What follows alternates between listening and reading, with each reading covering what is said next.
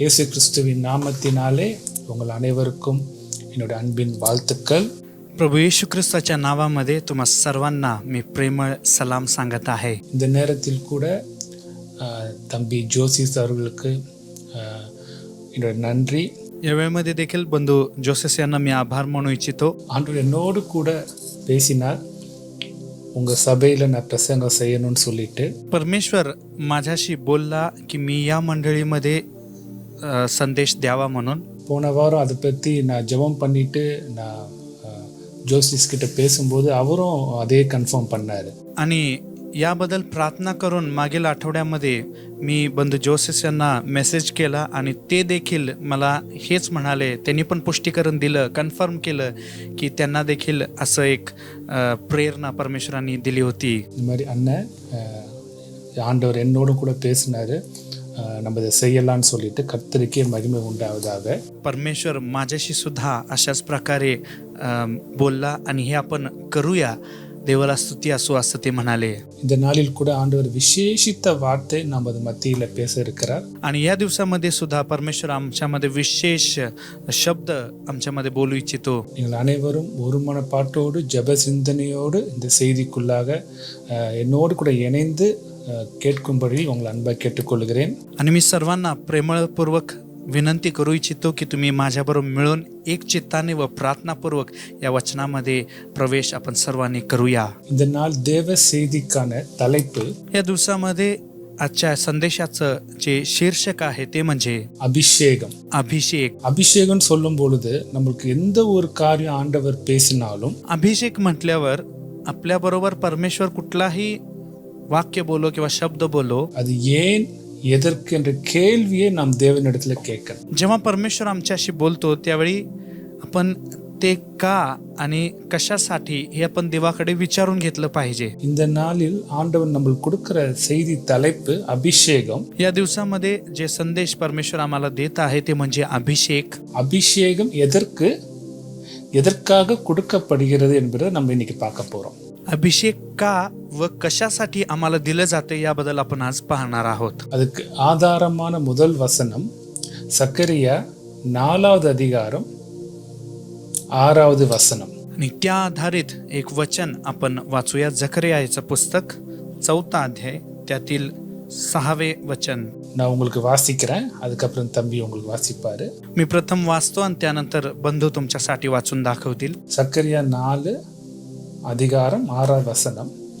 அப்பொழுது அவர் செருபாபேலுக்கு சொல்லப்படுகிற கர்த்தருடைய வார்த்தை என்னவென்றால், பலத்தினாலும் அல்ல பராக்கிரமத்தினாலும் அல்ல என்னுடைய ஆவியினாலே ஆகும் என்று சேனைகளின் கர்த்தர் சொல்லுகிறார். तेव्हा त्यांनी मला उत्तर केले, जरुबाबेलास परमेश्वराचे हे वचन आहे, बलाने नव्हे पराक्रमाने नव्हे तर माझ्या आत्म्याने कार्यसिद्धी होईल असे सेनाधीश परमेश्वर म्हणतो. ஆண்டவர் சொல்றாரு, உன்னுடைய பலத்தினால் அல்ல, உன்னுடைய பராக்கிரமத்தினால் அல்ல, என்னுடைய ஆவியினாலே ஆகும். या ठिकाणी परमेश्वर म्हणत आहे की तुझ्या बलाने नव्हे, तुझ्या पराक्रमाने नव्हे तर माझ्या आत्म्याने कार्यसिद्धी होईल. எதை குறிக்குதுன்னா அது தேவனுடைய அபிஷேகத்தை குறிக்குது. आणि हे काय दाखवते? देवाचा अभिषेक या ठिकाणी ते दर्शवते. தேவன் ஒருவருக்கு அபிஷேகம் ஒருத்தர் மேல வைக்கிறாருன்னு சொன்னா அதுக்கு ஒரு காரியம் உண்டு. देव जेव्हा एखाद्या व्यक्तीला आपला अभिषेक देतो त्यामागे एक उद्देश असते. நான் முதல்ல என்னோட சாட்சி ஒன்று சொல்லணும். प्रथम मी माझं साक्ष तुम्हाला सांगू इच्छितो. ஒரு 2 மாதங்களுக்கு முன்பு நான் எல்லா வாரமும் काही 2 महिन्यापूर्वी புதன்கிழமை தோறும் முழு நாள் உபவாசம் செய்து இங்க உள்ள மலைக்கு ஜெபிக்க போவேன். प्रत्येक बुधवारी मी उपवास धरून जवळच्या एका डोंगरावर मी प्रार्थना करण्यास जात असतो. அப்படி ஒரு நாள் நான் ஜெபிச்சிட்டு இருக்கும்போது ஆண்டவர்கிட்ட நன்றி சொன்னேன். ஆண்டவரே, என் வாழ்க்கையில் இவ்வளோ ஆசீர்வதித்து என்னை வைத்திருக்கீங்களே, இதற்கு நான் எம்மாத்திரம். तशा प्रकारे मी प्रार्थना करत असताना एक दिवस मी देवाला आभार मानत होतो की परमेश्वरा, तुम्ही मला इतकं आशीर्वादित केलेला आहात ज्यास मी पात्र सुद्धा नाही. அப்படின்னு நான் ஜெபம் செய்து கொண்டிருந்தேன். अशा प्रकारे मी प्रार्थना करत होतो. அப்படி ஜெபித்திருக்கும் போது ஆண்டவர் என்னோடு கூட பேசினார். 20-25 வருடம் ஒரு 22 வருஷம் இருக்கும்னு நினைக்கிறேன். அதுக்கு முன்பாக நடந்த ஒரு காரியத்தை ஆண்டவர் எனக்கு காட்டினார். आणि तसं प्रार्थना करत असताना परमेश्वर मला एक गोष्ट दाखवला, ते म्हणजे माझ्या जीवनात घडलेली घटना आहे, जी जवळपास 20 ते 25 वर्षापूर्वी घडलेली घटना परमेश्वर मला आठवण करून देत होता. நான் அந்த காலத்தில் ரட்சிக்கப்படலை. आणि त्यावेळी मी तारणाच्या अनुभवात आलो नव्हतो. அப்போ எனக்கு எல்லா கெட்ட பழக்கமும் இருந்துச்சு. ஒரு நாள் முழுசாக ஃபுல்லாக தண்ணி அடிச்சுட்டு முழு போதையில் என்னோட நண்பர்களோடு நடந்து போய் கொண்டு இருக்கிறேன். आणि त्यावेळी मला सर्व वाईट सवयी होत्या. मी एक दिवस त्या काळात पूर्णपणे दारू पिऊन मी आणि माझे मित्र नशा पूर्णपणे चढली होती. आम्ही तसंच त्या नशेत आम्ही चालत होतो. அப்போ என்னோட வாழ்க்கையில் பார்த்தீங்கன்னா எல்லா பக்கமும் இருள், எந்த பக்கமும் ஒரு நம்பிக்கை கிடையாது. आणि तेव्हा माझ्या जीवनामध्ये पूर्ण माझं जे जीवन आहे अंधकारमय होतं. कुठेच मला आशा नव्हतं किंवा कसलाच विश्वास नव्हता. ஆனால் என் நண்பர்கள் மத்தியில் நான் ரொம்ப சந்தோஷமாக இருக்கிற மாதிரி காட்டிக்குவேன். पण माझ्या मित्रांसमवेत त्यांच्या समोर मी खूप आनंदित आहे, मी खूप खुश आहे असं दाखवून द्यायचो. அப்படி இருந்த ஒரு நாள் ஒரு ராத்திரி என்னோட நண்பர்களோட நான் போயிட்டு இருக்கும்போது என்னால் துக்கம் தாங்க முடியல. ஃபுல்லாக தண்ணி அடிச்சிருக்கேன், எல்லாம் நினைக்கிறாங்க நான் போதையில் இருக்கிறேன்னு சொல்லி, ஆனால் நான் போதையில் இல்லை. आणि एक रात्री असंच माझ्या मित्रांबरोबर आम्ही सर्व मद्यपान करून आम्ही निघालो होतो आणि मला खूपच असहनीय असं दुःख होऊ लागले आणि रडू येत होते. माझ्या मित्रांना वाटलं की मी नशामध्ये असल्या कारणाने असं होत असेल, पण मी तसं पूर्ण नशेत नव्हतो. என் மனதெல்லாம் பாரம், என் மனதெல்லாம் இருள். माझं मन पूर्णपणे अंधकारमय झालं होतं आणि खूप भार माझ्या मनात वाढलं होतं. खूप असं भाराने भरलं होतं माझं मन. அப்படி அந்த சோர்வில் இருக்கும்போது ஒரு பெரிய கிரவுண்டில் பெரிய பெரிய கல் போட்டு வச்சுருக்காங்க அங்கே கன்ஸ்ட்ரக்ஷன் பண்ணுறதுக்கு, கருங்கல். அந்த கல் மேலே படுத்துட்டு வானத்தை பார்த்து கதறி கதறி அழுதேன். आणि अशा परिस्थितीत त्या ठिकाणी एक ग्राउंड होते, ज्या ठिकाणी बांधकाम सुरू होते आणि बांधकाम असल्या कारणाने मोठे धोंडे त्या ठिकाणी टाकण्यात आले होते. त्या धोंड्यांवर मी पडून आकाशाकडे माझा चेहरा करून मी आरोळी मारून मोठमोठ्याने ओरडू लागलो, எனக்கு ஏன் இது நடக்கணும்? माझ्या बरोबर हे का घडावं? ஏன்னா எங்கள் அப்பா மனநிலை சரியில்லாமல் ஆயிட்டாங்க. माझे वडील मानसिकरित्या त्रसलेले होते, म्हणजे एक प्रकारे वेड्यासारखं ते वागत होते. எங்கள் அம்மாவுக்கு டாக்டர் நேரம் குறிச்சிட்டாங்க, எப்போனாலும் மறிக்கலாம். माझ्या आईला सुद्धा डॉक्टरांनी सांगितलं होतं की जास्त आयुष्य बाकी राहिलेलं नाही, कधीही मरू शकतात असं डॉक्टरांनी सांगितलं होतं. நான் 4 வருஷம் இன்ஜினியரிங் 8 வருஷம் படிச்சிட்டு இருக்கிறேன். आणि 4 वर्ष असलेलं इंजिनिअरिंग मी 8 वर्ष शिकत आहे. வாழ்க்கையில் சுற்றி கடன் பிரச்சனை, எதுவுமே நன்மை கிடையாது. आणि माझ्या जीवनाच्या भोवती पूर्णपणे कर्ज आणि कर्जच भरलं होतं. कुठंच चांगलं असं काहीच नव्हतं. அப்போ அந்த மாதிரி ஒரு சூழ்நிலையில நான் தேவன் இடத்துல கதறி அழுதேன். अशा एका परिस्थितीमध्ये मी देवाकडे पाहून ओरडून मी रडत होतो, आरोळी मारत होतो. அதற்கு பிறகு நான் அதை முற்றிலுமா மறந்துட்டேன். आणि त्यानंतर मी त्याबद्दल विसरून गेलो. இப்போ 2 மாசம் முன்னாடி நான் மலையில ஜெபம் செய்யும் பொழுது, ஆண்டவருக்கு நன்றி சொல்லும் பொழுது, आत्ता 2 महिन्यापूर्वी मी जसं मगाशी म्हणालो, डोंगरावर जाऊन मी प्रार्थना करत होतो, देवाला आभार मानत होतो. तेव्हा அப்போ ஆண்டவர் எனக்கு நினைவு கூர்ந்தாரு, நீ அன்றைக்கு என்னை நீ அறியாம இருக்கும் பொழுது, तेव्हा देवाने मला आठवण करून दिलं की त्या दिवशी तू जेव्हा मला ओळखत नव्हतास, तेव्हा நீ ஒரு பெயர் கிறிஸ்தவனா இருக்கும் பொழுது, तू जेव्हा एक नावासाठी किंवा नामधारी ख्रिस्ती होतास, त्यावेळी நீ என் சமூகத்துல அந்த ராத்திரி நீ அழுததை நான் கேட்டேன். त्या ठिकाणी रात्री माझ्या सानिध्यामध्ये तू रडलेलं आणि आरोळी मारलेलं मी ऐकलं. அதுக்கு நான் பதில் கொடுத்தேன்னு சொல்லி ஆண்டவர் சொன்னார். आणि त्याचं उत्तर मी तुला दिलेलं आहे असं परमेश्वर म्हणाला. எவ்வளவு ஒரு நல்ல தேவனை நாம் ஆராதிக்கிறோம். किती एक चांगल्या परमेश्वराची आपण आराधना करतो. இன்னைக்கு அதை குறித்து தான் பார்க்க போறோம். தேவன் எதற்கு நம்மளை அபிஷேகம் செய்கிறார்? आज त्या संबंधितच अनेक गोष्टी आपण पाहणार आहोत. परमेश्वर आम्हाला अभिषिक्त का करतो, அவர் எதை பார்க்கிறார் என்கிறத நம்ம இன்னைக்கு தியானிக்க போறோம். देव आपल्याकडे काय पाहतो याबद्दल आपण आज ध्यान करणार आहोत. அதற்கு ஆதாரமாக நம்ம திருப்பிக் கொள்ளலாம். त्या संबंधित त्या आधारित एक वचन आपण पाहूया. 1 சாமுவேல் 16வது அதிகாரம் 1வது வசனம். 1 சாமுவேல் 16வது அதிகாரம் 1ஆம் வசனம். पहिले शमूएल 16वा अध्याय त्यातील पहिले वचन. पहिले शमूएल 16वा अध्याय त्यातील पहिले वचन. கர்த்தர் சாமுவேலை நோக்கி, இஸ்ரவேலின் மேல் ராஜாவாய் இராதபடிக்கு நான் புறக்கணித்து தள்ளின சவுலுக்காக நீ எந்த மட்டும் துக்கித்து கொண்டிருப்பாய்? நீ உன் கொம்பை தைலத்தால் நிரப்பிக் கொண்டு வா. பெத்லெகேம் ஆகிய ஈசாயின் இடத்துக்கு உன்னை அனுப்புவேன். அவன் குமாரில் ஒருவனை நான் ராஜாவாக தெரிந்து கொண்டேன் என்றார். मग परमेश्वराने शमूएलाला म्हटले, मी शौलाला इस्रायलाच्या राजपदावरून झोगारून दिले आहे, तर तू त्याच्यासाठी कोटवर शोक करीत राहणार. शिंगात तेल भरून चल, मी तुला इशाय बेथलेहेमकर याच्याकडे पाठवतो, कारण मी त्याच्या एका पुत्राला माझ्याकरता राजा निवडले आहे. அதே 16ஆம் அதிகாரம் இன்னொரு வசனம் பார்த்துடலாம். 7வது வசனம். 1 சாமுவேல் 16ஆம் அதிகாரம் 7வது வசனம். त्याच 16व्या अध्यायामध्ये आपण अनेक वचन पाहूया. 7वे वचन, पहिले शमूएल 16वा अध्याय त्यातील 7वे वचन. கர்த்தர் சாமுவேலை நோக்கி, நீ இவனுடைய முகத்தையும் இவனுடைய சரீர வளர்ச்சியையும் பார்க்க வேண்டாம். நான் இவனை புறக்கணித்தேன். மனுஷன் பார்க்கிறபடி நான் பாரேன். மனுஷன் முகத்தை பார்ப்பான், கர்த்தரோ இருதயத்தை பார்க்கிறார் என்றார். पण परमेश्वराने शमूएलास म्हटले, तू त्याच्या स्वरूपावर अथवा त्याच्या शरीराच्या उंच काठीवर जाऊ नकोस, कारण मी त्याला नापसंत केले आहे. मानवासारखे परमेश्वराचे पाहणे नसते. मानव बाहेरचे स्वरूप पाहतो, पण परमेश्वर हृदय पाहतो. நான் முதல்ல சொன்ன சாட்சி தான் நான் மறுபடியும் நினைவு கூறுறேன். ஆண்டோட வார்த்தை பாருங்க, மனிதனோ முகத்தை பார்ப்பான், ஆனால் ஆண்டவனோ உங்கள் இருதயத்தை பார்க்கிற தேவன். मी मगाशी सांगितलेलं साक्ष हेच होते. परमेश्वर या ठिकाणी काय म्हणतो, मनुष्य तुमचं बाहेरचे स्वरूप पाहतो, पण परमेश्वर आपला हृदय पाहतो. இந்த அதிகாரத்துல பார்க்குறோம், சாமுவேலை ஆண்டவர் சொல்லி அனுப்புறாரு. நான் சவுலை தள்ளிட்டேன், அந்த இடத்துல நான் வந்து ஈசாவின் குமாரன் ஜெசியோட குமாரனை வந்து நான் அபிஷேகம் செய்யணும், அவனை போய் அபிஷேகம் பண்ணுன்னு சொல்லி அனுப்புறாரு.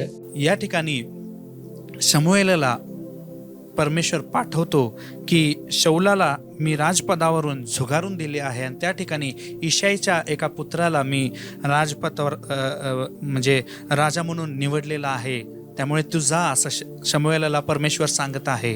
ஆனால் சாமுவேல் பாருங்க, அங்குள்ள எல்லா பிள்ளைங்களும் பார்க்குறான். அவன் ஏன்னா மற்றவங்களும் போர் வீரர்கள், முதல் 3 பிள்ளைகள் போர் வீரர்கள், அவர்கள் தான் இருக்கணும்னு சொல்லிட்டாங்க. ஏன்னா ராஜாவாக அபிஷேகம் பண்ணபடி அனுப்பப்பட்டவன். ஆனால் அவங்கள வந்து ஆண்டவர் சூஸ் பண்ணல. தாவீது வந்து ஆடு மேய்ச்சிட்டு இருக்கிறான், அவனை அபிஷேகம் பண்ணுங்கிறார். காரணம், அவர் இருதயத்தை பார்க்கிற தேவன். आणि शमूएल जेव्हा त्या ठिकाणी गेला, त्यावेळी त्या ठिकाणी असलेलं जे इशाईचे पुत्र होते, त्यापैकी जे मोठी मुलं होती ती सर्व योद्धे होते. तर सर्वांना असं वाटलं की हेच असतील ज्यांना देवाने निवडलेला आहे. पण परमेश्वराने दाविदाला, जो मेंढर चारणारा मेंढपाळ होता, त्याला निवडलं होतं. यातून दिसते की परमेश्वर हृदय पाहणारा परमेश्वर आहे. நீங்கள் நல்லா புரிஞ்சுக்கணும், ஆண்டவர் உங்கள் மேலே வைக்கிற அபிஷேகம் எதனாலன்னு சொன்னால், எப்போ உங்களை அபிஷேகிப்பார்னு சொன்னால் உங்கள் இருதயத்தை பார்த்தா வைப்பாரே தவிர வெளிப்புறமான நீங்கள் எப்படி இருக்கீங்கன்னு ஆண்டவருக்கு கவலை கிடையாது. आपण एक गोष्ट समजून घेतलं पाहिजे की परमेश्वर आपले बाह्य स्वरूप पाहून अभिषिक्त करत नाही, तर हृदय पाहून तो अभिषिक्त करतो. बाहेर तुम्ही कसंही दिसत असाल त्याची काळजी परमेश्वर करत नाही. நீங்கள் ஒரு சாதாரண ஆளாக இருக்கலாம், तुम्ही एक साधारण मनुष्य असाल, அடுத்த வேலைக்கு என்ன பண்ண போறோம்னு யோசிச்சுட்டு இன்னைக்கு இருக்கலாம். उद्या मी काय करणार या विचारात तुम्ही आज असाल. ஆனால் ஆண்டவர் உங்களை தான் அவருக்காக பெரிய காரியம் செய்யும்படி இன்றைக்கு அழைக்கிறார். पण परमेश्वर त्याच्यासाठी तुम्हाला मोठे कार्य करून घेण्यासाठी तो तुम्हाला निवडत असतो. அப்போ தாவீது கிட்ட அவர் பார்த்த நல்ல காரியம் என்ன? அவனுடைய இருதயம்.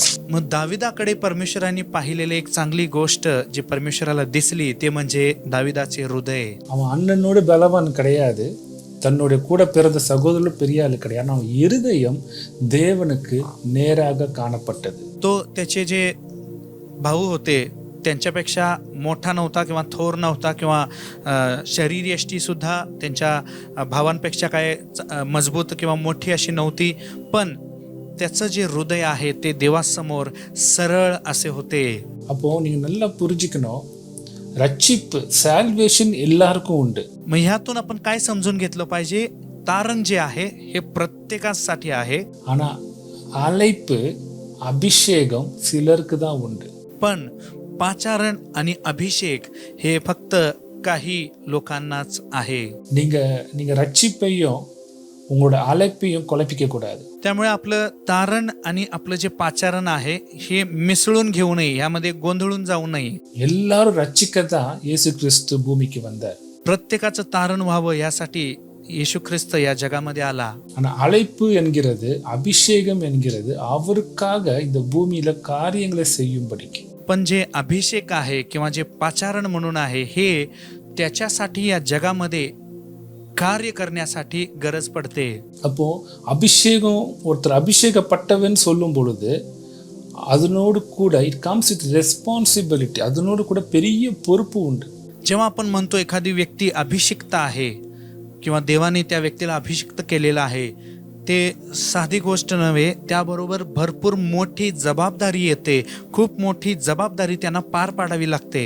நான் அபிஷேகம் வேணும்னு கேட்கறது ஒன்று, எனக்கு ஆண்டவரே எனக்கு அழைப்பு வேணும், என்னை யூஸ் பண்ணுங்கன்னு சொல்லும் பொழுதே ஆண்டவர் நம்மளை நம்பி அதை கொடுக்கும் பொழுது அதுக்கு ஒரு பெரிய பொறுப்பாளியாக நம்ம இருக்கிறோம். जेव्हा आपण देवाजवळ मागतो की मला अभिषेक पाहिजे किंवा मला एक पाचारण द्या, असं आपण जेव्हा देवाकडे मागतो, जेव्हा तो आपल्याला ते अभिषेक देतो त्यावेळी एक मोठी जबाबदारी त्याबरोबर आपल्यावर येते आणि ते जबाबदारी पार पाडणे हे आपलं कर्तव्य आहे.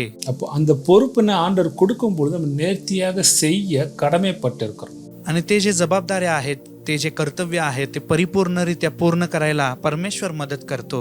அதனால தான் வேதம் சொல்லுது, இயேசு ஓமையா சொல்றாரு, உத்தமமான ஊழியக்காரனே. வேற எதுவுமே அவர் சொல்லலை. அவர் உங்க மேல கொடுத்த வேலையை உண்மையா செய்து முடித்த ஊழியக்காரனே என் ராஜ்யத்தில் பிரவேசின்னு சொல்லி இயேசு கிறிஸ்து ஒரு பேரபிள் மூலியமாக அவர் சொல்றாரு. या कारणाने वचनामध्ये एका ठिकाणी येशू ख्रिस्ताने एका दाखल्याद्वारे सांगितलेलं आहे, हे भल्या व विश्वासू दासा माझ्या राज्यामध्ये प्रवेश कर. दुसरं काहीच त्या मनुष्याबद्दल येशू ख्रिस्त बोलला नाही, फक्त हे शब्द वापरला, हे भल्या व विश्वासू दासा. அப்போ நல்லா பாருங்க, சாமுவேலை ஆண்டவர் அனுப்புறாரு அபிஷேகம் பண்ணும்படிக்கு. ஆனால் சாமுவேல் ஒரு பெரிய தீர்க்கதரிசி, அவன் கூட அவனை ஜட்ஜ் பண்ணி அவனால கூட தாவீதை ஏற்றுக்க முடியல. आता शमूएलाच्या बाबतीत शमूएल इतका मोठा संदेष्टा असून सुद्धा परमेश्वराने त्याला त्या ठिकाणी अभिषिक्त करण्यास पाठवले होते आणि दाविदाला पाहून त्याला सुद्धा विश्वास बसेना की ह्याला अभिषेक करायचा आहे का. இன்றைக்கு எத்தனையோ முறை நீங்கள் யோசிச்சிருக்கலாம், ஏன் என்னை யாரும் புரிஞ்சிக்க மாட்டாங்க. ஒரு தீர்க்கதரிசியாலேயே புரிஞ்சிக்க முடியல. शमूएल इतका मोठा संदेष्टा असून सुद्धा दाविदाला तो ओळखू शकला नाही. आज या जगामध्ये अनेक लोक आपल्याला ओळखू शकणार नाही किंवा आपल्याला मान देत नसतील. மனுஷனால என்னைக்குமே உங்களை புரிஞ்சிக்க முடியும், ஆனால் தேவனுக்கு உங்க இருதயம் தெரியும். आपल्याला असं पण वाटते की कोण मला समजून घेत नाही. நான் 20 வருஷம் முன்பாக நான் அழுகும் பொழுது இதுதான் அழுது, என்னை ஏன் யாரும் புரிஞ்சிக்கல, எனக்கு ஏன் இவ்வளோ பிரச்சனை. मी देखील 20-25 वर्षांपूर्वी जेव्हा त्या ठिकाणी त्या ग्राउंडमध्ये जाऊन मी पडून आरोळी मारत होतो, त्यावेळी हेच विचार करून मी आरोळी मारत होतो की मला कोण का समजून घेत नाही, माझी परिस्थिती अशी का आहे. அது ஜெபம் கூட எனக்கு தெரியாது. நான் கண்ணீர் விட்டு அழுத காரியத்தை ஆண்டவர் பார்த்து அவர் அதற்கு பதில் கொடுத்தார். मला त्यावेळी प्रार्थना सुद्धा करायला येत नव्हते. मी नुसतं रडून मनात जे होतं ते मी बोललो, पण ते देखील ऐकून परमेश्वराने उत्तर दिलं. என் வாழ்க்கையில் சூழ்நிலை எல்லாம் மாற்றி என்னை ஆசீர்வாதமாக கொண்டு வந்து வைத்தார். त्यानंतर परमेश्वरांनी माझे सर्व परिस्थिती बदलून एकदम आशीर्वादित आज मला ठेवलेलं आहे परमेश्वराने. இப்போ சாமுவேல் ஆண்டு அனுப்புறாரு. சாமுவேலால கூட தாவீதை தேவனுடைய மனுஷன் சொல்லி அவனால அக்செப்ட் பண்ணிக்க முடியல. आता शमूएल संदेष्टाला परमेश्वर पाठवत आहे, पण दाविदाकडे पाहून शमूएल संदेष्टा सुद्धा दाविदाला स्वीकारण्याची तयारी दाखवत नाही. அபிஷேகம் பண்ணணும்னு சொல்லி அவனால, ஏன்னா அவன் உருவத்துக்கும் தேவன் கொடுத்த வார்த்தைக்கும் சம்பந்தம் இல்லை. ஆனால் தேவனுக்கு தேவை உங்களோட பலன் அல்ல, உங்களுடைய பராக்கிரமம் கிடையாது. தேவனுக்கு தேவை உங்கள் இருதயம். அந்த இருதயத்தில் தான் அவர் அபிஷேகத்தை ஊற்ற விரும்புகிறார். दाविदाकडे पाहून शमूएल संदेष्टाला विचार आले की देवानं जे शब्द दिलेत आणि दावीद या मुलाकडे पाहून ते काही जुळेना. देवाने शब्द दिलेला शब्द वेगळा आणि हे वेगळं असं वाटत आहे. म्हणजे बाह्य स्वरूप बघून शमूएल संदेष्टा असा विचार करू लागला, पण परमेश्वर म्हणत आहे बलाने नव्हे, पराक्रमाने नव्हे, तर तो आपल्या हृदयात पाहून तो हृदयात आपल्याला अभिषेक देतो. அப்போ சாமுவேல் பாருங்க, சாமுவேல் யாரு கீழே இருந்தானா, ஏலிங்கிற ஒரு ஆசாரியன் கீழே இருந்தான் சாமுவேல். आता शमूएल जो आहे तो एली नावाच्या एका याजकाखाली होता.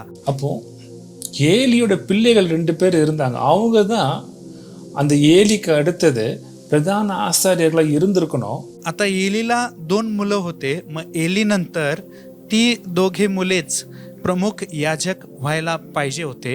ஆனா அவங்க அழைப்பை அவங்க இழந்து போனார்கள். पण त्यांचं पाचारण त्यांनी गमावलं. அவர்கள் மேலிருந்த அபிஷேகத்தை அவர்களால காத்துக்கொள்ள முடியல. त्यांच्यावर असलेला अभिषेक ते सुरक्षित ठेवू शकले नाही. அப்போ அவங்க விழுந்து போனதுனால தான் ஆண்டவர் சாமுவேலை எழுப்புறாரு. आणि ते दोघं खाली पडल्यामुळे परमेश्वर शमूएलाला निवडतो. சாமுவேல் ஒரு பெரிய நியாயாதிபதி. शमूएल एक मोठा शास्ता होता. அவர் தாவீதோட தந்தையை பார்க்க போகும்போது அந்த பட்டணமே நடுங்குது. எதுக்காக தீர்க்கதரிசி இங்க வந்திருக்கிறாரு, ஏதாச்சும் நான் தப்பு பண்ணிட்டுமான்னு நடுங்குறாங்க. அந்த அளவுக்கு ஒரு ஸ்தானத்துல ஆண்டவர் சாமுவேல் வச்சிருந்தார். आणि जेव्हा शमूएल त्या ठिकाणी दाविदाला अभिषिक्त करण्यासाठी त्या गावामध्ये गेला होता, त्यावेळी त्या गावामधील लोक घाबरले होते, घाबरून थरथर कापू लागले होते की इतका मोठा संदेश आमच्या गावामध्ये का येत आहे, आम्ही काय चूक केली की काय, देवाविरोधात आम्ही काय वागलो की काय, असा प्रश्न आणि असं एक भीतीचं वातावरण त्या ठिकाणी निर्माण झालं होतं. इतक्या एका मोठ्या स्तरावर शमूएलाला परमेश्वराने नेमून ठेवले होते. அதே சாமுவேலோட 2 பசங்க அதே தப்பை, ஏலியோட பிள்ளைகள் பண்ண அதே தப்பை இவங்களும் செய்து இவங்களும் அவங்க அழைப்பை இழந்து போனாங்க. அதனால தான் ஆண்டவர் சவுலை எழுப்புறாரு. त्यानंतर शमूएलाला पण 2 मुलं आहेत. ती दोघे मुले पण एलीच्या 2 मुलांसारखं आपला अभिषेक गमावतात. त्यामुळे परमेश्वर शौलाला उभा करतो. இப்ப சவுலும் தன்னோட அழைப்பை இழந்து போனதுனால தான் ஆண்டவர் தாவீதை எழுப்புறாரு. आता त्यानंतर शौलाने देखील ते अभिषेक गमावल्यामुळे परमेश्वर आता दाविदाला उभा करत आहे.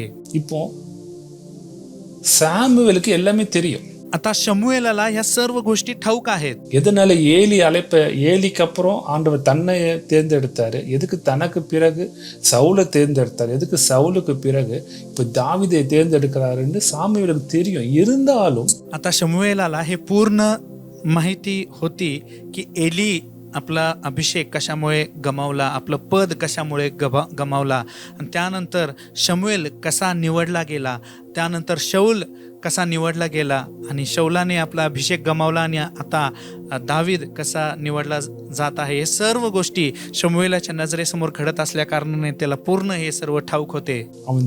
அவன் தாவீதை தேர்ந்தெடுக்க அவன் யோசிக்கிறான். ஏன்னா மனிதன் முகத்தை பார்ப்பான், தேவனோ உன் இருதயத்தை பார்க்கிறான். हा दावीदच देवाचा निवडलेला असावा का, असं शमूएल संदेष्टाला सुद्धा प्रश्न पडला. पण मनुष्य बाह्य स्वरूप पाहतो, पण परमेश्वर हृदय पाहतो. இன்றைக்கு நான் உங்களுக்கு சொல்றேன், மனுஷன் உங்களை அக்செப்ட் பண்ணல, இல்ல இவங்க கிட்ட இருந்து எனக்கு நன்மை வரலன்னு சொல்லி நீங்க கவலைப்படாதீங்க. आज तुम्हाला वाटत असेल की मनुष्य कोणीही मला समजून घेत नाही किंवा कोणाकडून माझं काही चांगलं झालेलं नाही. உங்களுக்கு நன்மையும் உங்களுக்கான அழைப்பும் தேவனிடத்துல வரும். அது வரைக்கும் ஆண்டவர் சொல்றார், என் பலத்த கரங்களுக்குள்ள அடங்கி இரு, ஏற்ற வேளையில் உன்னை उयர்த்துகிற தேவன் உன்னை உயர்த்துவார்.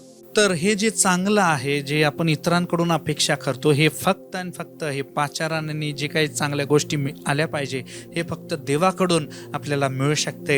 त्यामुळे आपलं जे भाव आहे ते देवावर आपण ठेवलं पाहिजे, कारण परमेश्वर म्हणतो, माझ्या पराक्रमी हाताखाली तू राहा आणि योग्य वेळेमध्ये मी तुला उंच करेन. உன் இருதயத்தில் உள்ள பாரத்தை தேவனிடத்தில் தெரியப்படுத்து. तुझ्या मनातील जो भार आहे ते देवासमोर तू उघड, देवासमोर ओत. இப்ப அடுத்தது பார்க்கலாம். அதே 1 சாமுவேல் 16ஆம் அதிகாரம் 13வது வசனம் நான் உங்களுக்கு வாசிக்கிறேன். पुढचे वचन आपण वाचूया. पहिले शमूएलाचं पुस्तक 16वा अध्याय त्यातील 13वे वचन. அப்பொழுது சாமுவேல் தைல கொம்பை எடுத்து அவனை அவன் சகோதரர் நடுவிலே அபிஷேகம் பண்ணினான். அந்நாள் முதற்கொண்டு கர்த்தருடைய ஆவியானவர் தாவீதின் மேல் இறங்கி இருந்தார். சாமுவேல் எழுந்து ரமாவுக்கு போய்விட்டான். पहिले शमूएल 16वा अध्याय त्यातील 13वे वचन. मग शमूएलाने तेलाचे शिंग हाती घेऊन त्याच्या भावांमध्ये त्याला अभिषेक केला आणि त्या दिवसापासून पुढे परमेश्वराचा आत्मा दाविदाच्या ठाई जोराने संचरू लागला. नंतर शमूएल उठून रामास गेला. அது ஆங்கிலத்தில் சொல்லுது, the spirit of the Lord came upon David powerfully. इंग्रजीमध्ये असं लिहिलेलं आहे की देवाचा आत्मा सामर्थ्यशाली रीतीने दाविदावर उतरले.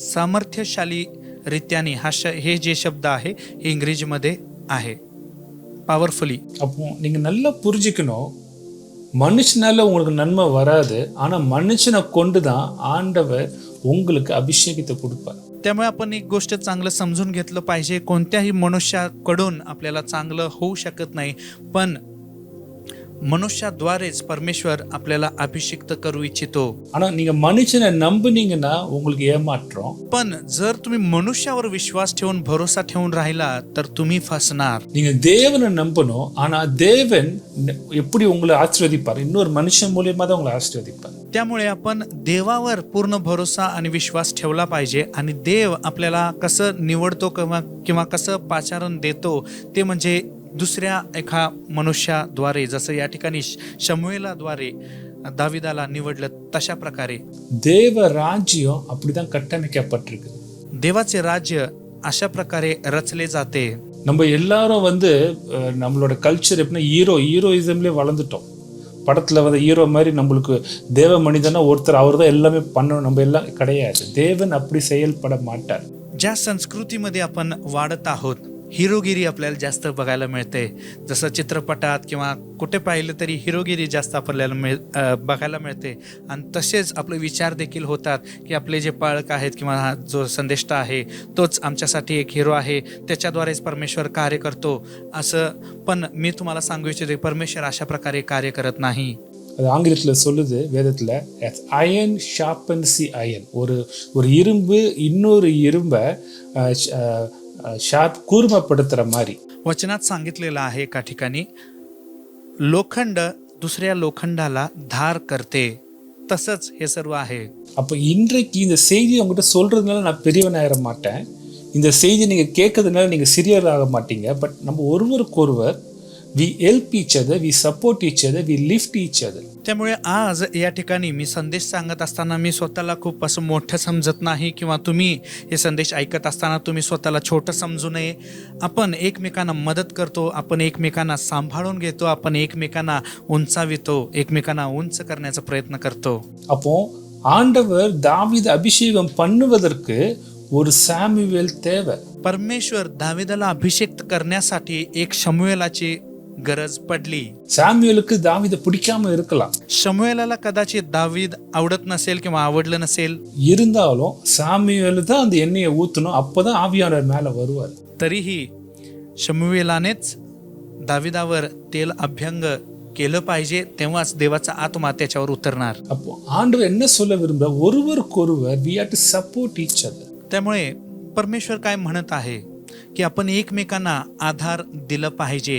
நீங்க தனிமையா எதையுமே சாதிக்க முடியாது தேவ ராஜ்யத்துல. देवाच्या राज्यामध्ये तुम्ही एकटाच काही करू शकणार नाही. இந்த பூமியில செய்யலாம், அதுதான் ஆண்டவர் சொல்றாரு, உன் பலத்தினால அல்ல, कदाचित या जगामध्ये तुम्ही एकटं करू शकाल, உன் பராக்கிரமத்தினால அல்ல, என் ஆவியினால ஆகும். परंतु देवाच्या राज्यामध्ये एकटा करू शकत नाही. म्हणून परमेश्वर म्हणतो, तुझ्या बलाने नव्हे, तुझ्या पराक्रमाने नव्हे, तर देवाच्या आत्म्याने कार्यसिद्धी होईल. அப்ப இது நீங்க நல்லா புரிஞ்சுக்கணும். இன்னொரு காரியம் பாருங்க, அதே 1 சாமுவேல் 16ஆம் அதிகாரம் 14வது வசனம். त्यामुळे हे आपण चांगलं समजून घेतलं पाहिजे. अजून एक वचन त्याच अध्यायामध्ये आपण वाचूया, 14वे वचन वाचूया. पहिले शमूएल 16वा अध्याय त्यातील 14वे वचन. கர்த்தருடைய ஆவி சவுலை விட்டு நீங்கினார், கர்த்தரால் வர விடப்பட்ட ஒரு பொல்லாத ஆவி அவனை கலங்க பண்ணி கொண்டிருந்தது. इकडे परमेश्वराचा आत्मा शौलाला सोडून गेला आणि परमेश्वराकडून एक दुरात्मा त्याला बाधा करू लागला. நல்லா புரிஞ்சுக்கோங்க, चांगलं समजून घ्या. உங்க மேல அபிஷேகம் வருது, உங்களுக்கு ஒரு அழைப்பு வருதுன்னு சொன்னா, ஒண்ணு யாரோ அதை ஒழுங்கா செய்யல அதனால உங்க மேல வருது. இன்னொன்று, அப்படி உங்க மேல வருதுன்னு வச்சுக்கோங்க, நீங்க ஒழுங்கா செய்யலன்னு சொன்னா அது இன்னொருத்தருக்கு போயிடும். परमेश्वर जेव्हा आम्हाला अभिषेक करतो त्यावेळी त्यामागे एक कारण असू शकते की कोणीतरी आपला अभिषेक गमावलेला आहे किंवा त्यांचं पाचारणाला ते विश्वासू राहिलेले नाहीत, त्यामुळे ते अभिषेक आपल्यावर येते. तशाच प्रकारे तुम्ही जर तुमच्या अभिषेकामध्ये, तुमच्या पाचारणामध्ये तुम्ही विश्वासू राहिला नाही तर ते तुम्हाला सोडून दुसरीकडे किंवा दुसऱ्यांवर निघून जाऊ शकते. நம்ம இங்க பார்க்குறோம், சாமுவேல் இவன் மேல எண்ணெயை தாவீது மேல ஊத்துன உடனே அபிஷேகம் வந்துச்சு. ஆனா அடுத்த வசனமே சொல்றோம், பார்க்குறோம், உடனே சவுல் மேல இந்த அபிஷேகம் எடுக்கப்பட்டுச்சு. ஏன்னா சவுல் அவன் வேலையை செய்யல. 13व्या वचनात आपण पाहतो की शमूएल दाविदाला अभिषेक्त करतो. त्यानंतर देवाचा आत्मा दाविदावर उतरतोय आणि त्यानंतर 14व्या वचनात लगेचच आपल्याला पाहायला मिळतं की शौलाला देवाचा आत्मा सोडून निघून जातो, कारण शौलाने त्याचं कार्य, त्याचं काम, त्याला दिलेलं पाचारणाला तो विश्वासू राहिला नाही. அப்போ நீங்கள் நல்லா புரிஞ்சிக்கணும், ரட்சிப்பு எல்லாருக்கும் உண்டு. உங்கள் ரட்சிப்பை நான் திருட முடியாது, என் ரட்சிப்பை நீங்கள் திருட முடியாது. ஆனால் அபிஷேகம், என் அபிஷேகத்தை நான் காத்துக்கொள்ளலைன்னா என் அபிஷேகம் அதுக்கு ஆயத்தமாக, அதுக்கு தயாராக இருக்கிற இன்னொருத்தருக்கு கொடுக்கப்பட்டோம். आपण हे समजून घेतलं पाहिजे की तारण सगळ्यांसाठी आहे, सर्वांसाठी आहे. तुमचं तारण मी चोरू शकत नाही, माझं तारण तुम्ही चोरू शकत नाही. पण जे अभिषेक आहे, हे अभिषेक जर आपल्या पाचारणाला आपण विश्वासू राहिलं नाही तर ते अभिषेक आपल्यापासून काढून घेतलं जाते आणि जो कोणी तयार असेल त्याला दिलं जाते. இதுதான் வித்தியாசம். हेच फरक आहे. அது மட்டும் இல்லை, ஒரு பொல்லாத ஆவி வந்துச்சு. அது இங்கிலீஷில் அழகாக போட்டிருக்கு, he was filled with depression and fear. इतकंच नव्हे, 14व्या वचनात असं पण बघायला मिळते की शौलाला एक दुरात्मा त्याला बाधा करू लागला. அப்போ நல்லா புரிஞ்சுக்கோங்க, தேவனோட அழைப்பில் நீங்கள் நிலைத்து இருந்தீங்கன்னு சொன்னால் உங்களுக்குள்ள சோர்வு இருக்காது, உங்களுக்குள்ள பயம் இருக்காது, உங்களுக்குள்ள டிப்ரெஷன் இருக்காது, ஆன்சைட்டி இருக்காது. देवाने आपल्याला दिलेल्या अभिषेकामध्ये आपण जेव्हा टिकून राहतो त्यावेळी आपल्यामध्ये भीती येत नाही, तणाव येत नाही, उदासीनता येत नाही. ஏன்னா நீங்கள் தேவனுடைய அழைப்பில் இருக்கும்போது, தேவனுடைய தேடும் பொழுது இந்த உலக காரியம் உங்களை பாதிக்காது. कारण जेव्हा आम्ही देवाच्या पाचारणामध्ये विश्वासू राहतो आणि त्या अभिषेकामध्ये टिकून राहतो, या जगातल्या गोष्टी आपल्याला बाधा करू शकत नाहीत. இன்றைக்கு ஏன் பயம் வருது, இன்னைக்கு ஏன் நம்மளுக்கு ஆன்சைட்டி வருது, டிப்ரெஷன் வருதுன்னா நம்ம அழைப்பை நோக்கி ஓடாமல் உலகத்தை நோக்கி ஓடிக்கொண்டிருக்கோம். आज आपल्याला उदासीनता, तणाव या सर्व गोष्टी का येत आहेत? कारण आपण आपल्या पाचारणाच्या दिशेने आपण जात नाही तर जगाच्या दिशेकडे आपण धावत आहोत. அது எங்கே கொண்டு போய் விடும்னு சொன்னால் அது டிப்ரெஷன்லையும், அது கொண்டு போய் பயத்திலையும் கொண்டு போய் விடும். जगाच्या दिशेने आपण जर धावत राहिलो तर ते कुठे जाऊन सोडणार आपल्याला? भीती आणि उदासपणा ह्या गोष्टींमध्येच नेऊन सोडणार. அதுதான் சவுலுக்கு நடந்துச்சு. அவன் மேலே இருந்து அபிஷேகம் எடுக்கப்பட்டுருச்சு. ஆனால் இப்போ என்ன வந்துருச்சு? உள்ள பயமும் சோர்வும், எதிர்காலத்தை கொடுத்த பயமும் அவன் மேலே வந்துருச்சு. शौलाच्या जीवनामध्ये सुद्धा हेच घडले. त्याच्यामधला अभिषेक काढून घेतला गेला. त्यानंतर त्याला भीती, उदासीनता आणि भविष्यात काय होईल याबद्दल एक काळजी, तणाव निर्माण झाले. அப்போ இன்றைக்கு உங்களை நீங்களே கேட்டு பாருங்க, நீங்கள் தேவன் அபிஷேகத்தில் நிறைவாக இருக்கிறீங்களா, இல்லை பயத்துலேயும் எதிர்காலத்தை குறித்ததான திகைப்பிலும் இருக்கிறீங்களா? உங்களை நீங்களே கேள்வி கேட்டு பாருங்க. त्यामुळे आज तुम्ही स्वतःला एक प्रश्न विचारून बघा की तुम्ही देवाच्या अभिषेकामध्ये टिकून आहात की भीतीमध्ये, तणावामध्ये, भविष्याबद्दल चिंतेमध्ये तुम्ही आहात का? हे विचारून बघा स्वतःला. இப்போ எதனால சவுலுக்கிட்ட இருந்து அந்த அபிஷேகம் எடுக்கப்பட்டுச்சு? அப்படி என்ன பெரிய தப்பு பண்ணிட்டான்? आता कशामुळे शौलाकडून ते अभिषेक काढून घेण्यात आले? असं काय शौलाने कोणती चूक केली की त्याच्याकडून देवाने आपला अभिषेक काढून घेतला? அது கொஞ்சம் வாசிச்சிடலாம், அப்போ உங்களுக்கு புரியும். त्याबद्दल आपण वाचूया, म्हणजे ते अजून स्पष्ट आपल्याला समजेल. 1 சாமுவேல் 15ஆம் அதிகாரம் 21, 22 வசனம் உங்களுக்காக வாசிக்கிறேன். 1 சாமுவேல் 15ஆம் அதிகாரம் 21, 22 வசனம். पहिले शमूएलचा पुस्तक 15वा अध्याय त्यातील 21 आणि 22. पहिले शमूएल 15, 21 आणि 22.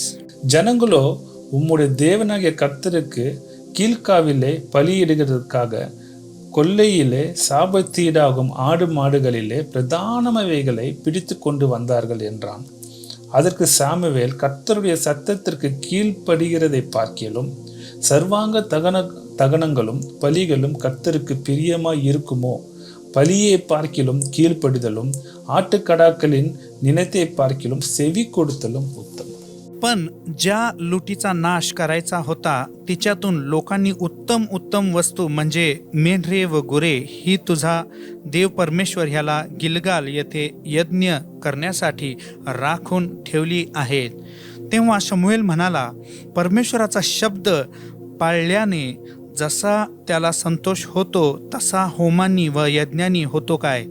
पहा, यज्ञापेक्षा आज्ञा पाळणे बरे, एडक्यांच्या चरबीपेक्षा वचन ऐकणे बरे. இது என்ன நடக்குதுன்னா, आता या ठिकाणी काय घडते? சவுல ஆண்டவர் அமலேக்கிற்கு எதிராக போர் செய்யும்படி அனுப்புறாரு. आता या ठिकाणी शौलाला परमेश्वर अमालेकी लोकांविरुद्ध लढाईसाठी पाठवत आहे. அவனுக்கு கொடுக்கப்பட்ட கட்டளை இருந்த எல்லாவற்றையும் கொன்று போடு. ராஜாவில் இருந்து கடைசி உயிர் உள்ள பிராணிகள் வரை ஒன்று கூட உயிரோடு இருக்கக்கூடாது. आणि त्याला दिलेले आज्ञा काय होते?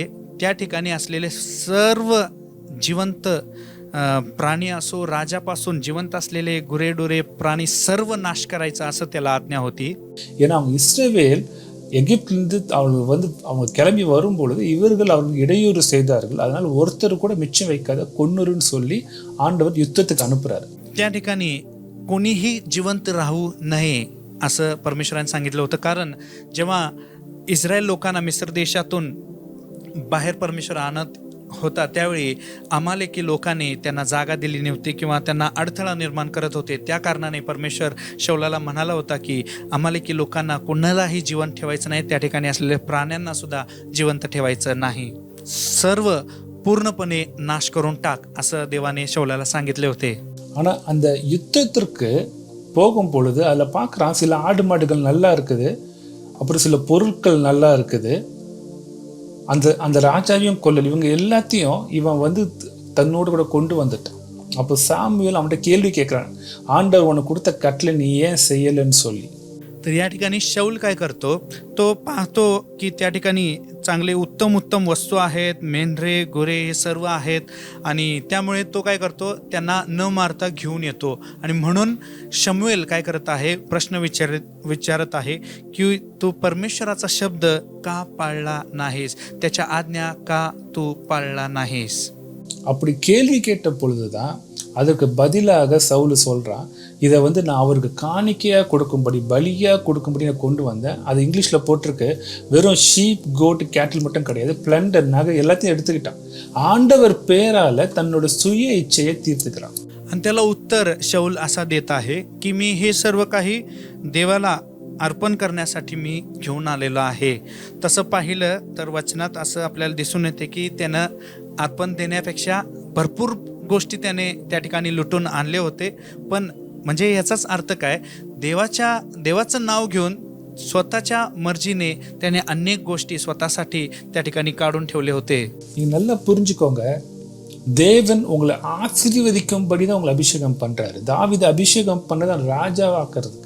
एक गोष्ट चांगलं समजून घ्या की परमेश्वर आपल्याला अभिषेक करतो, आपल्याला आशीर्वादित करण्यासाठी. दाविदाला राजा करण्यासाठी परमेश्वर अभिषेक करत होता, அவனை எல்லா ஆசீர்வாதம் கொடுப்பதற்காக. भरपूर आशीर्वाद देण्यासाठी अभिषेक करत होता. ஆனா நம்ம அந்த ஆசீர்வாதத்தை நோக்கி ஓடக்கூடாது, நம்ம ஆண்டு அழைப்பை நோக்கி ஓடணும். पण आपण त्या आशीर्वादांमागे पळत सुटायचं नाही, तर त्या அபிஷேகமாகே किंवा त्या पाचारणामागे आपण आपला धाव घेतला पाहिजे. சவுல் மேல ஒரு அபிஷேகம் கொடுக்கப்பட்டது எதுக்காக? அவனை ஆசீர்வதிக்கும் பொருட்டு. ஆனா அவன் அந்த அபிஷேகத்தை காத்துக்கொள்ளாம அவன் அந்த பொருளை நோக்கி ஓடனான்.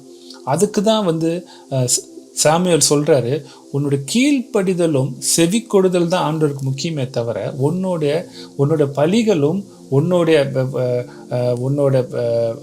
காணிக்கைகளும் அவருக்கு பெருசு கிடையாது. शौलाला परमेश्वराने अभिषेक केला होता आणि शौल खूप आशीर्वादित सुद्धा झाला होता. पण एक वेळ अशी आली की शौल सुद्धा त्या आशीर्वादांमागे, त्या वस्तूंमागे तो पळू लागला आणि त्यामुळे ही वेळ त्याच्यावर आली. त्यामुळे शमूएल या ठिकाणी शौलाला म्हणत आहे की या यज्ञांपेक्षा आज्ञा पाळणे बरे, एडक्यांच्या चरबीपेक्षा वचन ऐकणे बरे. இன்றைக்கு சொல்லுவாங்க, எனக்கு மட்டும் ஆண்டவர் ஒரு 10 லட்ச ரூபா கொடுத்தாருன்னா அவருக்கு உடனே 5 லட்ச ரூபா கொடுத்துரும். आज अनेक जण म्हणतात की मला जर परमेश्वर 10 लाख रुपये दिले तर मी लगेचच देवाला 5 लाख रुपये अर्पण करेन. 10 லட்ச ரூபா வாங்கிட்டு 5 லட்ச ரூபா கொடுக்கறதுக்கு உங்களுக்கு ஆண்டவர் தேவை கிடையாது, அபிஷேகம் தேவை கிடையாது. எல்லா மனுஷனும் அதை செஞ்சிருவான். पण हे 10 लाख देवाकडून घेऊन त्यातील 5 लाख आपण देवाला अर्पण करण्यासाठी अभिषेकाची गरज नाही. ते कोणीही मनुष्य करू शकतो. ஆனா எதுவுமே உங்ககிட்ட இல்லாத பொழுது உங்ககிட்ட இருக்கிற அந்த கொஞ்சத்தை ஆண்டவர் கொடுக்கறத ஆண்டவர் பார்க்கறாரு. whether you are sacrificial. पण तुमच्याकडे काही नसताना जे थोडं आहे तुमच्याकडे त्यातून तुम्ही परमेश्वराला कसं देता हे परमेश्वर बघतो. त्या त्यागाकडे परमेश्वर पाहतो. அப்போ இதுக்கு ஆதாரமா ஒரே ஒரு வசனம் வாசிச்சிடலாம். யோவான் 15ஆம் அதிகாரம் 9-10. யோவான் 15ஆம் அதிகாரம் 9-10. या संबंधित एक वचन आपण पाहूया. योहान याचा पुस्तक 15वा अध्याय त्यातील 9 आणि 10वे वचन. योहान 15वा अध्याय 9 आणि 10वे वचन. பிதா என்னில் அன்பாய் இருக்கிறது போல நானும் உங்களில் அன்பாய் இருக்கிறேன். என்னுடைய அன்பிலே நிலைத்திருங்கள். நான் என் பிதாவின் கற்பனைகளை கைக்கொண்டு அவருடைய அன்பிலே நிலைத்திருக்கிறது போல நீங்களும் என் கற்பனைகளை கைக்கொண்டிருந்தால் என்னுடைய அன்பிலே நிலைத்திருப்பீர்கள். जशी पित्याने माझ्यावर प्रीती केली तशी मीही तुमच्यावर प्रीती केली आहे. तुम्ही माझ्या प्रीतीत राहा. जसा मी आपल्या पित्याच्या आज्ञा पाळून त्याच्या प्रीतीत राहतो तसे तुम्ही माझ्या आज्ञा पाळाल तर माझ्या प्रीतीत राहाल. அந்த வசனம் உங்களுக்கு புரியுதுன்னு நினைக்கிறேன். பிதா என்னில ஏன் அன்பா இருக்கிறாரு, நான் எப்படி பிதாவுடன் நிலைத்திருக்கிறேன்னு சொன்னா நான் அவர் கட்டளைக்கு கீழ்ப்படுகிறேன். मी आशा करतो हे वचन तुम्हाला समजलं असेल. पिता आम्हावर का प्रीती करतो, का आपण पित्यामध्ये टिकून आहे, कारण देवाचे आज्ञा पाळाल तर माझ्या प्रीतीत राहाल असं वचन सांगते.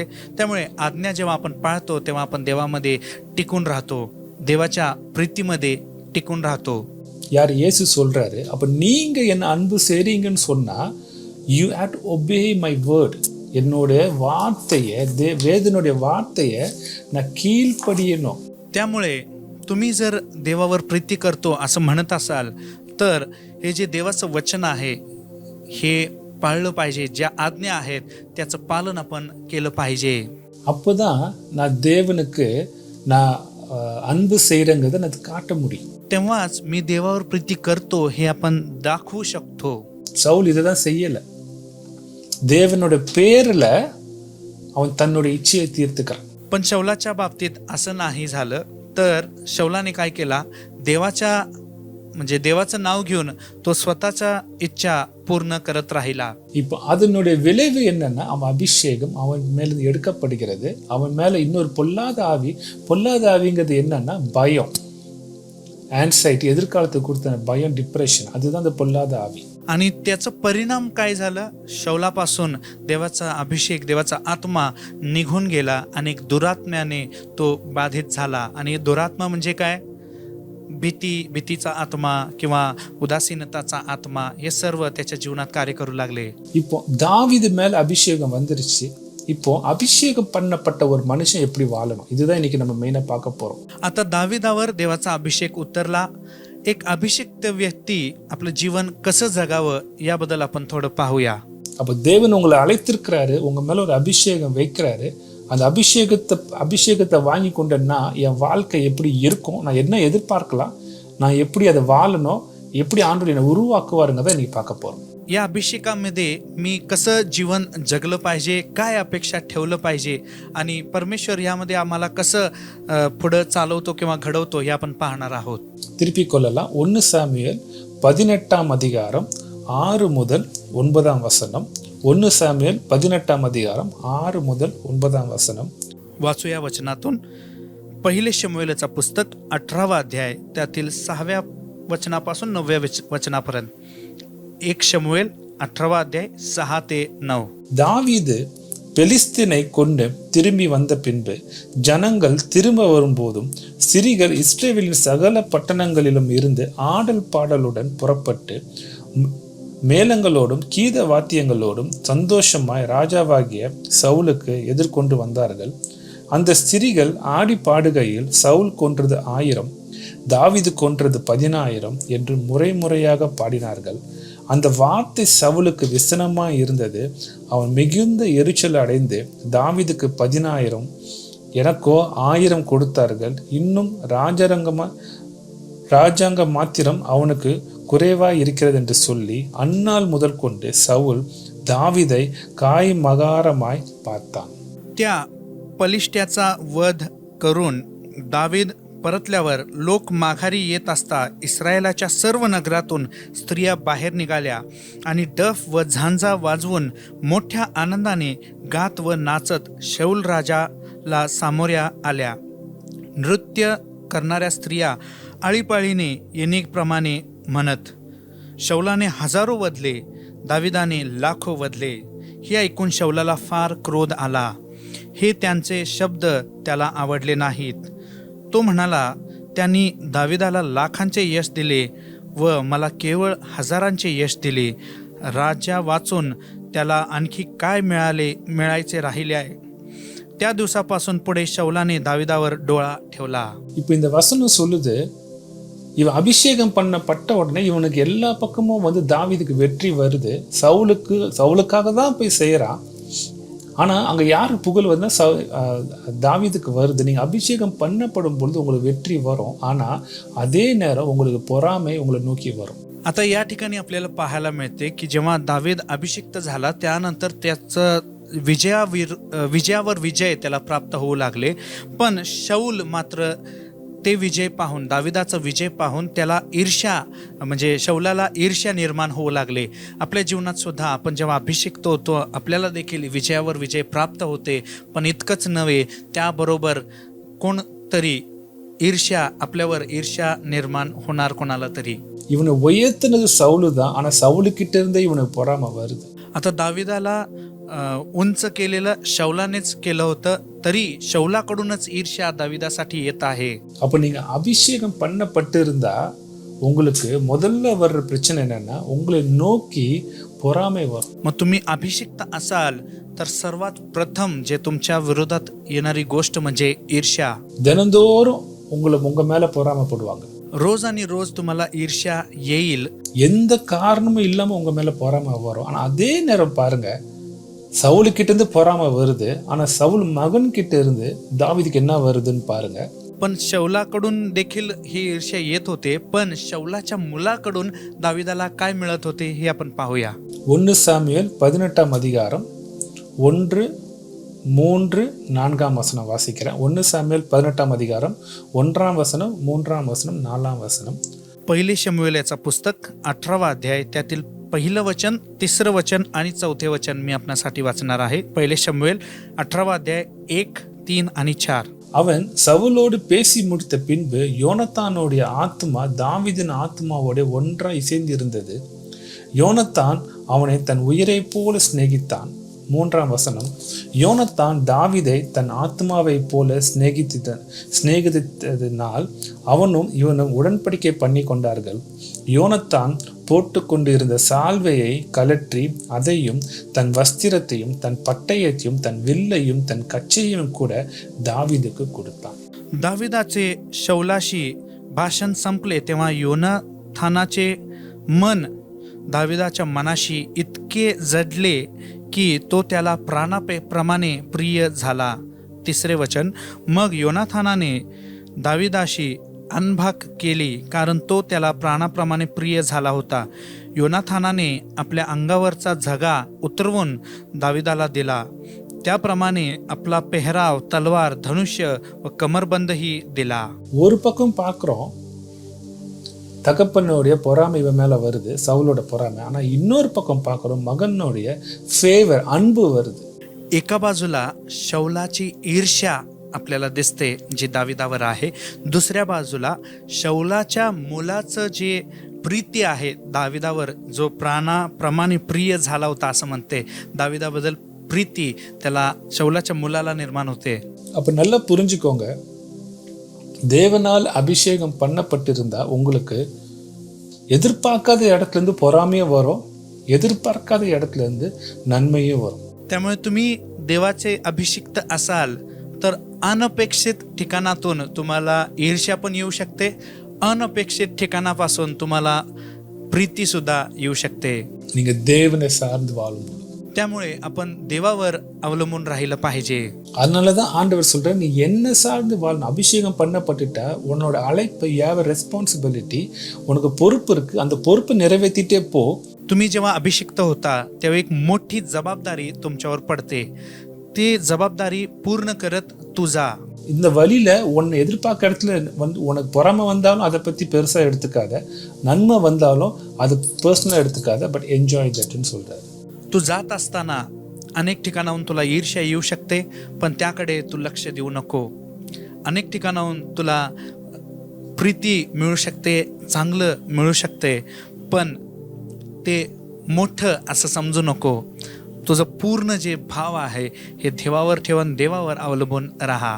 அப்போ இதுதான் முதல்ல நடக்கும். அதனால நீங்க ஆச்சரியப்படாதீங்க. आणि ह्याच गोष्टी पहिलं घडतात. त्यामुळे या बाबतीत तुम्ही आश्चर्यचकित होऊ नका. மற்றவங்க உங்களை தப்பா பேசினா அது குறித்து நீங்க மனஸ்தாபப்படாதீங்க. आणि इतरांनी तुम्हाला वाईट तुमच्याबद्दल बोललं तर त्याचं तुम्ही दुःख करून घेऊ नका. சோர்ந்து போகாதீங்க. ஒரு அபிஷேகம் பண்ணப்பட்ட மனுஷனுக்கு அது வரும். ஏன்னாக்கா தேவன் அதை அனுமதிக்கிறார். एका अभिषिक्त व्यक्तीच्या जीवनामध्ये ह्या सर्व गोष्टी येण्यास परमेश्वर परवानगी देत असतो. ஆனா அதே 1 சாமுவேல் 18ல 1 சாமுவேல் 18 9 சொல்லுது. அது இங்கிலீஷ்ல அழகா சொல்லியிருக்கு. The fear of David came upon Paul.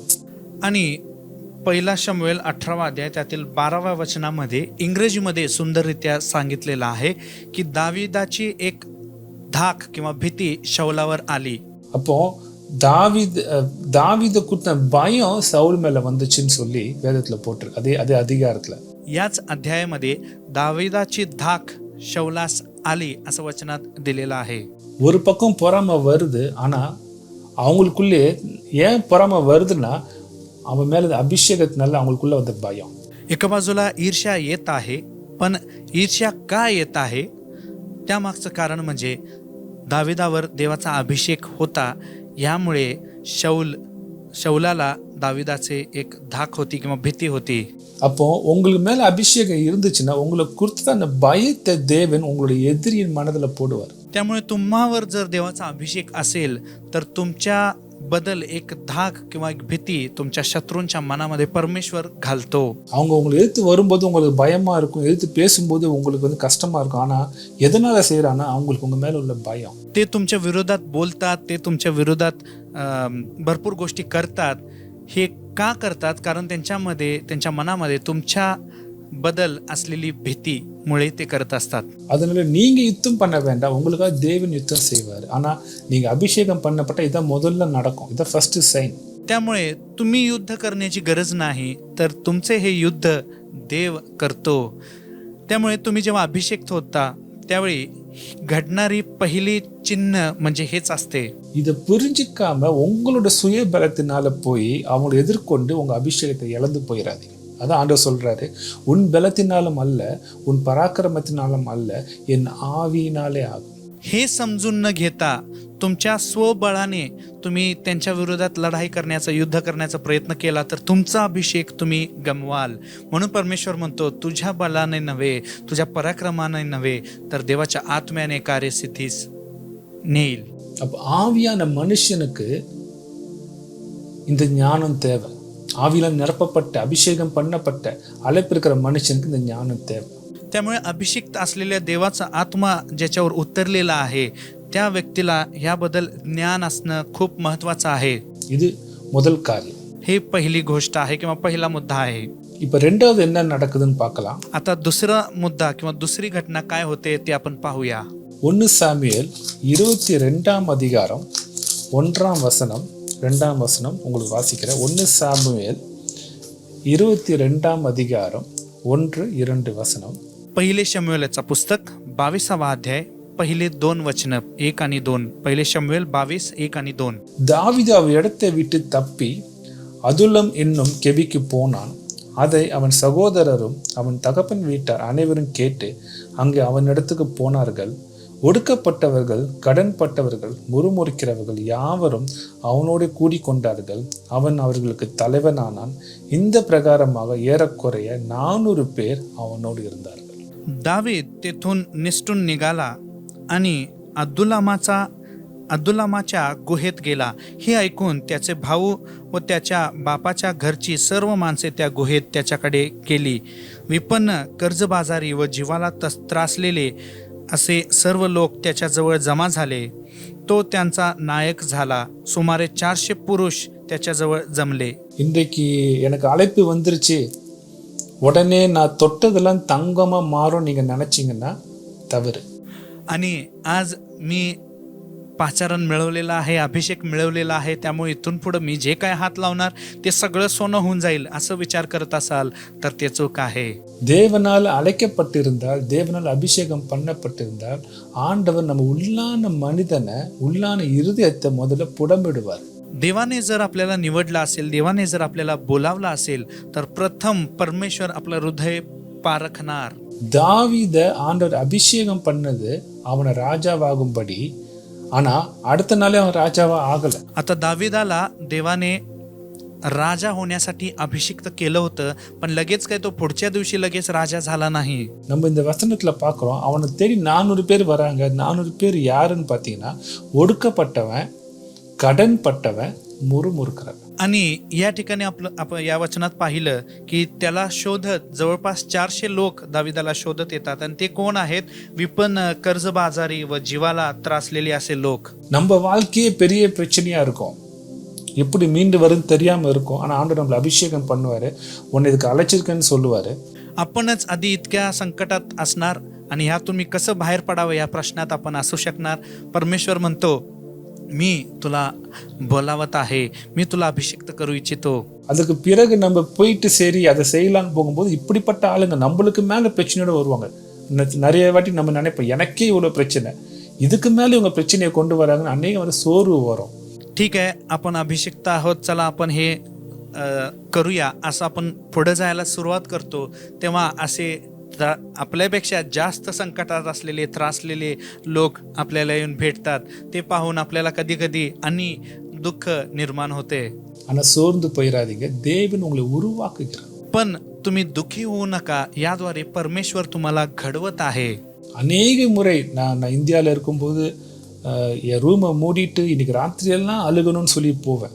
मी भारतामध्ये असताना अनेक वेळा माझी खोली बंद करून रात्रभर रडून प्रार्थना करण्यासाठी, रडण्यासाठी मी त्या ठिकाणी जात असतो. ஏன்னா அவ்வளோ பிரச்சனை. ஆனால் ஆண்டவர், நான் கதவை மூட்டி அழுகணும்னு நினைக்கும்போது ஆண்டவர் இந்த வார்த்தை தான் கேட்பார், இப்போ உன்னால என்ன துதிக்க முடியுமா? आणि तसं मी रडत असताना परमेश्वर मला एकच प्रश्न विचारायचा की या परिस्थितीमध्ये तू माझी स्तुती करू शकशील का? என்னை துதிச்சு பாட முடியும். माझी स्तुती करून तू गीत गाऊ शकतोस का? மனசெல்லாம் கஷ்டமா இருக்கும்போது துதிக்கிறது கஷ்டம். ஆனா அந்த இயற்கைக்கு அப்பாற்பட்ட காரியத்தை நீங்க செய்தாதான் நீங்க இயற்கைக்கு அப்பாற்பட்ட அபிஷேகத்தையும், இயற்கை அப்பாற்பட்ட ஆசீர்வாதத்தையும் நீங்க பெற்றுக்கொள்ள முடியும். दुःखी असताना देवाची स्तुती करणे खूप कठीण आहे, पण त्यावेळी स्तुती करतानाच देवाचा अलौकिक अभिषेक आपल्याला प्राप्त होते. त्यावेळेस देवाचा अलौकिक आशीर्वाद आपल्याला प्राप्त होते.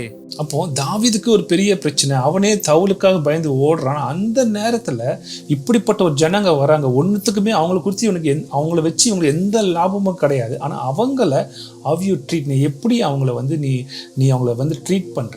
आता शौलाला घाबरून दावीद पळ काढत आहे आणि तो पळून जात असताना जवळपास 400 लोक, मगाशी वचनात वाचलं की असे लोक जे दाविदापेक्षा जास्त संकटात त्रसलेले लोक दाविदाजवळ येऊन त्याच्याजवळ येतात. त्या लोकांना घेऊन दाविदाला कसलाही लाभ मिळणार नाही, पण त्यामध्ये देखील त्या लोकांना कसं तुम्ही ट्रीट करता किंवा हाताळता हे महत्वाचं आहे. அதுதான் ஆண்டவர் பார்க்குறாரு.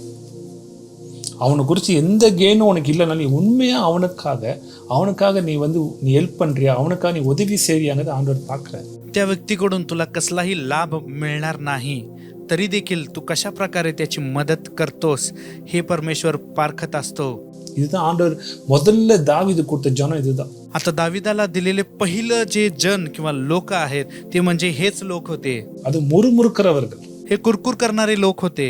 கடன் பட்டவன் ஒடுக்கப்பட்டவன் கூட பரவாயில்ல, முறுமுறுக்கிறவன் வந்து நம்ம எது செய்தாலும் அதுல ஒரு குறைய கண்டுபிடிக்கிறவன். विपन्न कर्जबाजारी जीवाला त्रासलेले लोक सुद्धा बरं म्हणायला पाहिजे, पण कुरकुर करणारे लोक काय करतात, आपण करणाऱ्या प्रत्येक गोष्टीमध्ये काहीतरी खोट काढत राहतात.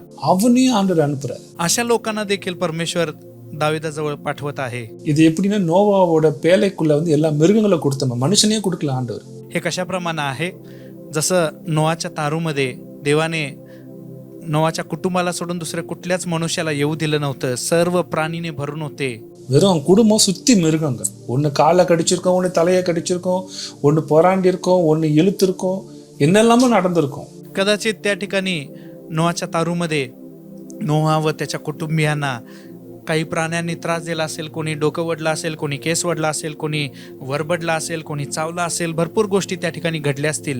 தேவன் அதை தான் செய்வார், டு டெஸ்ட் யுவர் இன்னமே. அந்த நேரத்தில் உங்களால் தேவனுடைய அன்பை காட்ட முடியுதான்னு பார்ப்பார். परमेश्वर असाच कार्य करतो, तुम्हाला पारखण्यासाठी, तुमची परीक्षा घेण्यासाठी.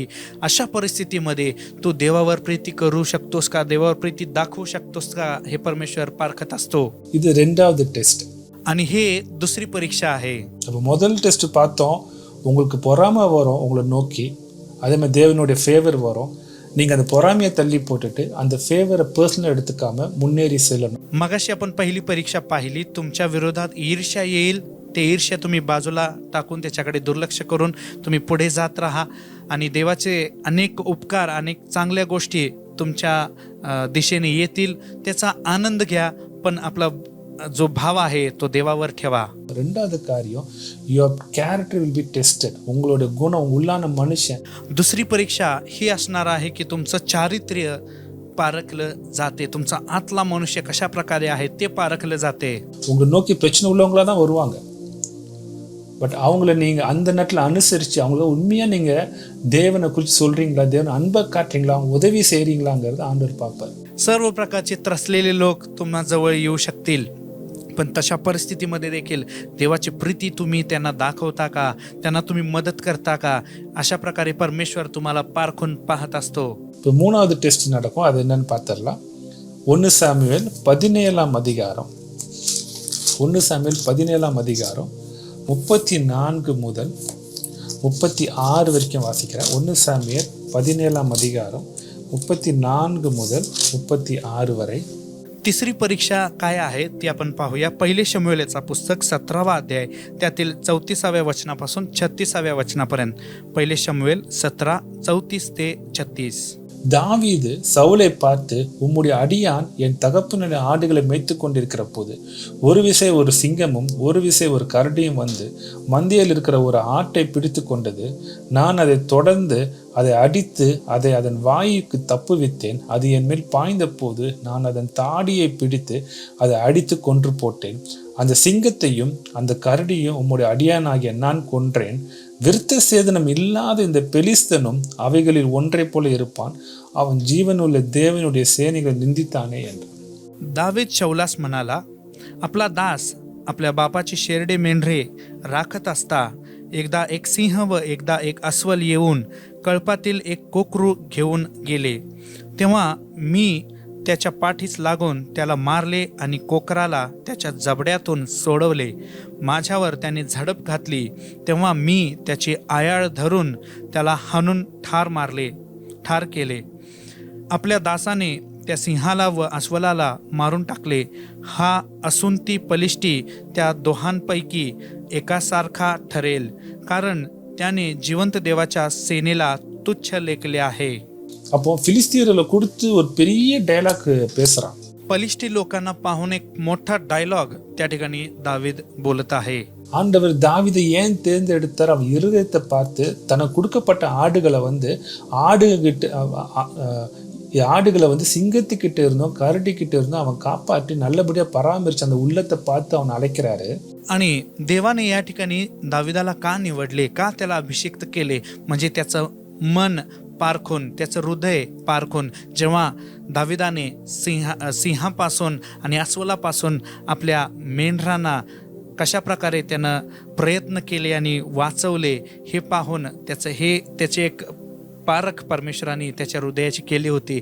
त्यामुळे परमेश्वर त्याला अभिषेक्त करत आहे. ஏன்னா அவனுக்குள்ள அன்பு இருக்குது. மற்றவங்கள வந்து அந்த மிருகத்தையே அந்த அந்த ஆட்டையே அவன் அவ்வளோ அன்பாக பார்க்க முடியும்னு சொன்னால் மனுஷனை எப்படி அன்பாக பார்த்துப்பான்னு சொல்லி அந்த நல்ல விஷயத்தை பார்த்து அவனை அழைக்கிறாரு. या प्राणीला देखील दाविदाने इतक्या प्रीतीने त्या सिंह आणि अस्वलाच्या तावडीतून सोडवला. तितकं प्रीती तो प्राणीवर करू शकत असेल तर मनुष्यावर किती तो प्रीती करेल हे परमेश्वराने पाहिलं आणि त्यामुळे परमेश्वराने दाविदाला पाचारण केले. ஆனால் இப்போ फिलिस्तीனை பார்த்து என்ன சொல்லிட்டான்னா அந்த அந்த சிங்கத்தை கிழிச்சு போட்ட மாதிரி நான் அவனை கிழிச்சு போட்டுருவேன். पण या पलिष्टीला पाहून दावीद काय म्हणत आहे, जसं मी त्या सिंहाला फाडून टाकले तसं तुला पण फाडून टाकेन. அந்த வார்த்தை தாவீது வாயிலிருந்து வருது. असे शब्द दाविदाच्या मुखातून येत आहेत. அப்போ நீங்கள் நல்லா புரிஞ்சுக்கணும், நீங்கள் அபிஷேகம் பண்ணப்பட்ட புதுசில் உங்களுக்குள்ள ஒரு வேகம் வரும். त्यामुळे एक गोष्ट आपण समजून घेतलं पाहिजे, जेव्हा आपण अभिषिक्त होतो त्या सुरुवातच्या काळामध्ये आपल्यामध्ये एक प्रकारचा वेग निर्माण होतो. ஐயா டிஜிஎஸ் அழகா சொல்லுவார்,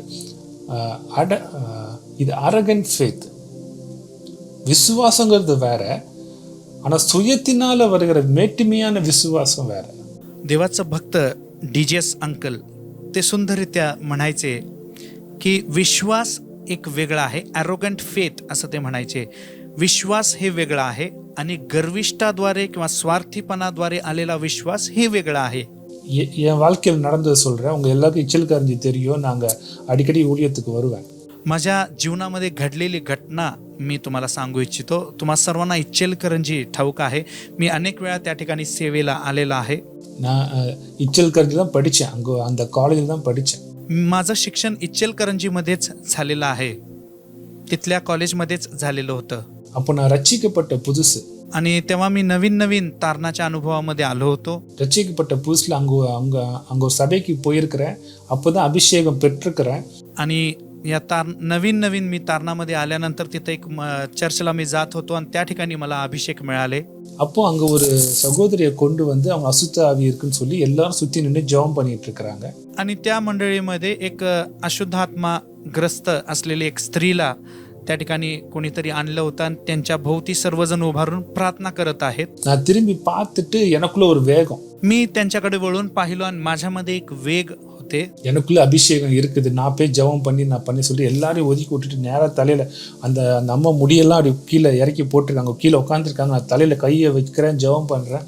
माझ्यावर अभिषेक आहे आणि मी जाऊन प्रार्थना केलं तर ते पूर्णपणे बरं होईल. या एका वेगाने मी त्या ठिकाणी असलेल्या सर्व लोकांना बाजूला केले आणि त्या ठिकाणी ती जी दुरात्म्याने ग्रस्त असलेली स्त्री पूर्ण केस असं पुढं सोडली होती. तिच्या डोक्यावर मी हात ठेवला आणि प्रार्थना करू लागलो. அந்நிய பாஷையில் பேசுகிறேன். அப்போ ஒன்றும் கிடையாது. அந்த அம்மா அந்த முடியை அப்படி எடுத்துட்டு அப்படி என்ன ஒரு பாறை ஒன்று பார்த்தாங்க. आणि त्या ठिकाणी मी अन्य भाषेत प्रार्थना करत होतो.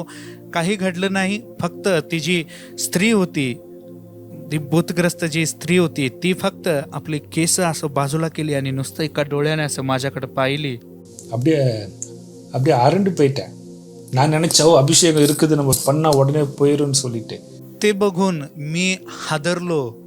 मला वाटलं माझ्यामध्ये अभिषेक आहे, मी प्रार्थना केलं तर लगेच निघून जाईल असं मला वाटलं होतं. ஆனால் எதனால நான் போய் அதை செய்தேன்னு சொன்னால் எனக்குள்ள இந்த மேட்டிமையினால. पण मी अशा प्रकारे का केलं याचं कारण ते गर्विष्ठ किंवा स्वार्थपणाद्वारे आलेला जो विश्वास आहे त्या कारणाने मी तसं केलं होतं. அந்த அம்மா மேலே இருக்கிற அன்புனால கிடையாது. எனக்குள்ள அபிஷேகம் இருக்கு, நான் அதை எல்லாரும் காட்டிடணும், நான் ஜெபம் பண்ணால் இவங்க விடுதலை ஆவாங்கன்னு சொல்லி அதை ஆண்டவர் அருவருக்கிறார். त्या स्त्रीवर असलेल्या प्रीती खातीर नाही तर माझ्यावर असलेल्या अभिषेका खातीर मी जाऊन प्रार्थना केलं तर ती बरी होणार असं एक गर्विष्ठ विश्वासा खातीर मी तसं केलं होतं. आणि हे जे गर्विष्ठ विश्वास आहे, स्वार्थी विश्वास आहे, हे परमेश्वराला प्रिय नाही. परमेश्वराला हे आवडत नाही. அதுக்கு பிறகு 5 வருடம் ஆயிடுச்சு. त्यानंतर 5 वर्ष निघून गेले. நாங்கள் வந்து ஊழியத்துக்கு போயிட்டே இருக்கும்போது ஆண்டவர்கிட்ட என்ன ஜெபம், ஆண்டவரை இதை யூஸ் பண்ணுன்னா அந்த 5 வருடம் என்னை உருவாக்குனார். 5 वर्ष त्या ठिकाणी सेवेला इकडे तिकडे जात होतो आणि मी नेहमी प्रार्थना करायचो, परमेश्वरा माझा वापर करून घ्या. आणि 5 वर्ष परमेश्वर मला घडवत होता. அப்போ என்ன ஆயிடுச்சுன்னா 5 வருஷம் என்னை தாழ்மைப்படுத்தினதுல என்ன ஆயிடுச்சுன்னு சொன்னால் இப்போ எனக்குள்ளே இருந்த அந்த மேட்டிமை போய் எனக்குள்ளாக அவர்களை கொடுத்த அன்பு வந்துச்சு. आणि या 5 वर्षामध्ये जेव्हा परमेश्वर मला घडवत होता त्यावेळी काय झालं म्हणजे माझ्यामध्ये तो जो अहंकार होता किंवा तो जो गर्विष्ठपणा होता तो बाजूला निघून गेला आणि लोकांसाठी माझ्या मनामध्ये प्रीती निर्माण झाली. அப்போ நான் ஊழியத்துக்கு அங்கே எதுக்கு போகிறேன்னு சொன்னால் அங்கே உள்ள ஜனங்களுக்கு நன்மை வரும் பொருட்டாக தான் தவிர என் மேலே இருக்கிற அபிஷேகத்தை காட்டுறது கிடையாது. आणि त्यामुळे मी सेवेला एका ठिकाणी जात असताना त्या ठिकाणी असलेल्या लोकांवर मी प्रीती दाखवण्यासाठी आणि त्या लोकांचं चांगलं झालं पाहिजे ह्या कारणासाठी मी सेवेला जाऊ लागलो. तर माझ्यावर अभिषेक आहे म्हणून मी तिथं सेवेला जातो म्हणून नव्हे. நான் என்றைக்கு அதை உணர்ந்து கொண்டனோ அன்னைக்கு பார்த்தீங்கன்னா அன்றைக்கி ராத்திரி ஒரு வீட்டை சாப்பிட கூப்பிட்டு இருந்தாங்க. அந்த சாப்பாட்டுக்காக ஒரு சின்ன ஜெபம் பண்ண சொன்னாங்க. आणि हे जेव्हा मला समजले त्या दिवशी एका ठिकाणी एका घरी मला जेवणासाठी बोलवलं होतं आणि त्या जेवणासाठी प्रार्थना करायला त्यांनी सांगितलं. ராத்திரி ஒரு 9 மணி இருக்கும். வெளியில் ஊருக்கு இச்சக்கரஞ்சி ஊருக்கு வெளியில் இருட்டு ஒரு குடிசை வீடு. அவங்க அம்மாவுக்கு ஜெபம் பண்ணுற 10 வருஷம் பேசாதவங்க. आणि जवळपास 9 वाजले होते, रात्रीचे 9 वाजले होते आणि इचलकरंजीच्या त्या गावामध्ये त्या ठिकाणी ज्या ठिकाणी आम्ही होतो ते एक छोटंसं झोपडं होतं आणि पूर्ण अंधकार होते चारी बाजूने. आणि त्या घरामध्ये आई होती जी 10 वर्ष मुक्की होती. ஜெபம் பண்ண உடனே அவங்களுக்குள்ள இந்த ஆவி புறப்பட்டு போய் அவங்க பேச ஆரம்பிச்சிட்டாங்க. அடுத்த ஜெபத்தில் அவங்க பையன் அவங்களும் ரொம்ப வருஷமாக பேசாத இருந்தவரும் பேச ஆரம்பிச்சிட்டார். आणि जेव्हा मी प्रार्थना सुरू केली त्यांच्या आईमधील ते जे मुका आत्मा होता ते सोडून निघून गेले आणि ती आई बोलू लागली.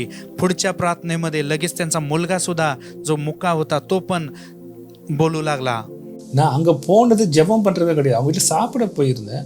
ஆனால் அவங்க அன்பு நிமித்தமாக நான் போய் அவங்களுக்காக அந்த குடும்பத்துக்காக அந்த அன்பு நிமித்தம் பண்ண ஜெபம் அங்கே கேட்கப்பட்டுச்சு. ते प्रार्थना करण्यासाठी त्या ठिकाणी गेलो नव्हतो. मी त्या ठिकाणी गेलो होतो, जेवणाला त्यांनी आमंत्रण दिलं होतं त्यासाठी मी गेलो होतो. पण त्या ठिकाणी माझं प्रीती त्या ठिकाणी व्यक्त झालं आणि प्रार्थना त्यांच्यासाठी केली गेली आणि त्यातून ते मोकळे झाले, त्यांची सुटका झाली. இப்போ இதை பார்த்துட்டு இன்னொரு வயசான பாட்டியம்மா நேராக ஓடி என் காலை பிடிச்சி எங்கள் வீட்டுக்கு வாங்க அப்படின்னு சொல்லி. आता हे बघून एक वयस्कर आजी होती, ती सरळ येऊन माझ्या पायामध्ये पडली की आमच्या घरी पण चला. அப்போ அவங்க வீட்டுக்கு போகிறோம். அது இன்னும் தொலைவு, இன்னும் காட்டுக்குள்ளே அவங்க வீடு இருக்குது. நடு வீட்டில் அங்கே வந்து கரண்ட்டு கிடையாது. ஒரே ஒரு अगल विளக்கு ஏற்றி வச்சிருக்காங்க. त्यांनी विनंती केली म्हणून आम्ही त्यांच्या घरी गेलो. त्यांचं तर अजून आत कुठंतरी त्यांचं छोटंसं झोपडं होतं, घर होतं आणि पूर्ण अंधकार. त्या ठिकाणी वीज सुद्धा नव्हते, म्हणजे लाईट नव्हते. घरामध्ये एक छोटासा दिवा फक्त लावला होता त्यांनी. அங்கே அவரோட கணவரை சங்கிலி போட்டு கட்டி வச்சிருக்கிறாங்க. आणि त्या घरात जाऊन बघतोय तर त्यांच्या पतीला साखळ्यांनी बांधून ठेवलं होतं. எனக்கு அதை பார்த்த உடனே எனக்கு முதல்ல பயம்தான் வந்துச்சு. ते पाहून मला सगळ्यात पहिलं प्रथम मला भीती वाटू लागले. என்னை உள்ள அனுப்பி கதவை மூடிட்டு போயிட்டாங்க. आणि मला आत त्यांनी पाठवलं आणि त्यांनी बाहेरून कडी घालून ते निघून गेले. யோசிச்சு பாருங்க, நடு ராத்திரியில வந்து ஒரு காட்டுக்குள்ள ஒரு வீட்டுக்குள்ள ஒருத்தர் சங்கிலியை கட்டி இருக்காரு. உங்களை உள்ள போட்டு பூட்டிட்டு போட்டா எப்படி இருக்கும்னு சொல்லி विचार करून पहा. अंधकारमय ठिकाण, एक झोपडं, त्यामध्ये एक दिवा, त्या खोलीत एक साखळीने बांधलेला एक मनुष्य आणि तुम्हाला त्या ठिकाणी ठेवून बाहेरून कडी घालून गेल्यानंतर तुम्हाला कसं वाटेल? முதல்ல பார்த்து எனக்கு பயம், என்ன இப்படி உள்ள தூக்கி போட்டாங்க, என்ன நடக்க போகுதுன்னு. அப்போ ஆவியானவர் என் காதல பேசுறாரு, அவர் அன்பு செய். मी त्या माणसाकडे पाहून मी भीत होतो की आता काय होईल, पुढं काय होईल मलाच समजत नव्हते. तेव्हा पवित्र आत्मा माझ्या कानामध्ये बोलला, त्यांच्यावर प्रीती कर. உன் அபிஷேகத்தை காட்டுறதுக்காக அவனை கூட்டு வரல, உன் அன்பை, என்னுடைய அன்பை உன் மூலியமா காட்டும்படி கூட்டிட்டு வந்த. நீ இப்போ பக்கத்தில் உட்காந்து பேசு. तुझा अभिषेक या ठिकाणी प्रकट करण्यासाठी मी तुला घेऊन आलेलं नाही, पण माझी प्रीती तुझ्याद्वारे प्रकट होण्यासाठी मी तुला या ठिकाणी घेऊन आलेलं आहे. त्यांच्याबरोबर जाऊन बस आणि बोल, असं पवित्र आत्मा माझ्याशी बोलला. நான் போய் அவர் பக்கத்தில் அமர்ந்து அவர்கிட்ட பேசினா அழுக ஆரம்பிச்சிட்டார். मग मी त्यांच्या जवळ जाऊन बसलो आणि त्यांच्याशी बोलू लागलो. तो मनुष्य रडू लागला. என் சொந்த குடும்பம் பாருங்க, என்னை இப்படி சித்திரவதை பார்த்து, என்னை சங்கிலி போட்டு கையெல்லாம் வெட்டியிருக்கு, காலெல்லாம் வெட்டியிருக்கு. என்னை இப்படி அவங்களுக்காக நான் எவ்வளவோ பண்ணியிருக்கேன். என்னை இன்றைக்கு இப்படி போட்டு என்னை வந்து நம்பாமல் என்னை பிடிச்சி என்னை ஏதோ ஒரு ஆவி என்னை போட்டு அலக்கழிக்குது. அதை வந்து புரிஞ்சிக்காமல் என்னை போட்டு இப்படி சித்திரவதைப்படுத்துகிறாங்க. आणि तो मनुष्य रडून म्हणू लागला की मला बघा माझं स्वतःचं कुटुंब कसं माझं हालत करून ठेवलेलं आहे. मला साखळीमध्ये बांधून, मला इकडं कापून तिकडं कापून, मी ज्या कुटुंबियांसाठी मी किती मेहनत करून त्यांच्यासाठी सर्व काही करून घातलं होतं, किती प्रयत्न केले त्यांच्यासाठी, खूप चांगल्या गोष्टी त्यांच्यासाठी केल्या, पण आज माझं स्वतःचं कुटुंब कुठलं तरी एक दुष्टात्मा दुरात्मा मला त्रास देत आहे आणि माझ्याद्वारे ते कार्य करत आहे. त्यामुळे मला बांधून घालून मला इथं कापतात तिथं कापतात, माझं स्वतःचं कुटुंब असं माझ्याशी वागत आहे. நான் அன்பா பேசி ஜெபம் பண்ணி இந்த சங்கிலியெல்லாம் அழுத்து ஒரு எல்லாத்தையும் அவுத்து விட்டு ஒரு ஆட்டுக்குட்டி மாதிரி என் பக்கத்தில் உட்காந்து எல்லாருக்கும் ஆச்சரியம் பார்த்து எப்படி இது சரியாச்சுன்னு சொல்லி. मग मी प्रीतीने त्यांच्याशी बोललो, त्यांच्या सर्व साखळ्या मी काढल्या आणि जसं एक कोकऱ्याला आपण आपल्या बाजूला घेऊन बसतो तसं मी त्यांना आपल्या बाजूला घेऊन बसलो आणि सर्व लोक आश्चर्यचकित झाले की हे कसं काय घडलं. எதனால அவருக்கு அந்த விடுதலை கிடைச்சதுன்னா என் மேல அந்த அபிஷேகம் கிடையாது, நான் தேவனை அன்பு அவருக்கு காட்டினதுனால தான் அந்த அபிஷேகம் கிரியை செய்தது. कशामुळं त्या मनुष्याला त्या दुरात्म्यांपासून मुक्ती मिळाली, म्हणजे माझ्यामध्ये असलेल्या अभिषेकामुळे नव्हे, तर जेव्हा आपण देवाची प्रीती मी त्यांना दाखवलं तेव्हा तो अभिषेक कार्यरत झाला. நீங்க நல்லா புரிஞ்சுக்கணும். அப்போ உங்க மேல கொடுக்கப்பட்ட அபிஷேகம் உங்களை பெருமைப்படுத்தல, தேவனுடைய அன்பை காட்டும் பொருட்டு. म्हणजेच तुम्हाला दिलेलं जे अभिषेक आहे ते तुमचं मोठेपणा करण्यासाठी नव्हे, तर देवाचं प्रीती व्यक्त करण्यासाठी आहे. நீங்க அன்பை காட்டும்போது அபிஷேகம் கிரியை செய்யும். जेव्हा तुम्ही देवाची प्रीती व्यक्त करता त्यावेळी अभिषेक कार्य करते. இப்ப இங்க வாசிச்சோம், தாவீது சொல்ற அந்த பிலிஸ்தியர்களை எம்மாத்திரம் நான் கொன்று போட்டுருவேன்னு சொல்றான். ஆனா தேவனுக்கு அது பிடிக்காத காரியம். आता या ठिकाणी आपण वाचलं, दावीद म्हणाला मी या पलिष्ट्याला सिंहाला मारल्यासारखे मारून टाकेन असं तो बोलला, पण परमेश्वराला ह्या गोष्टी प्रिय नाहीत.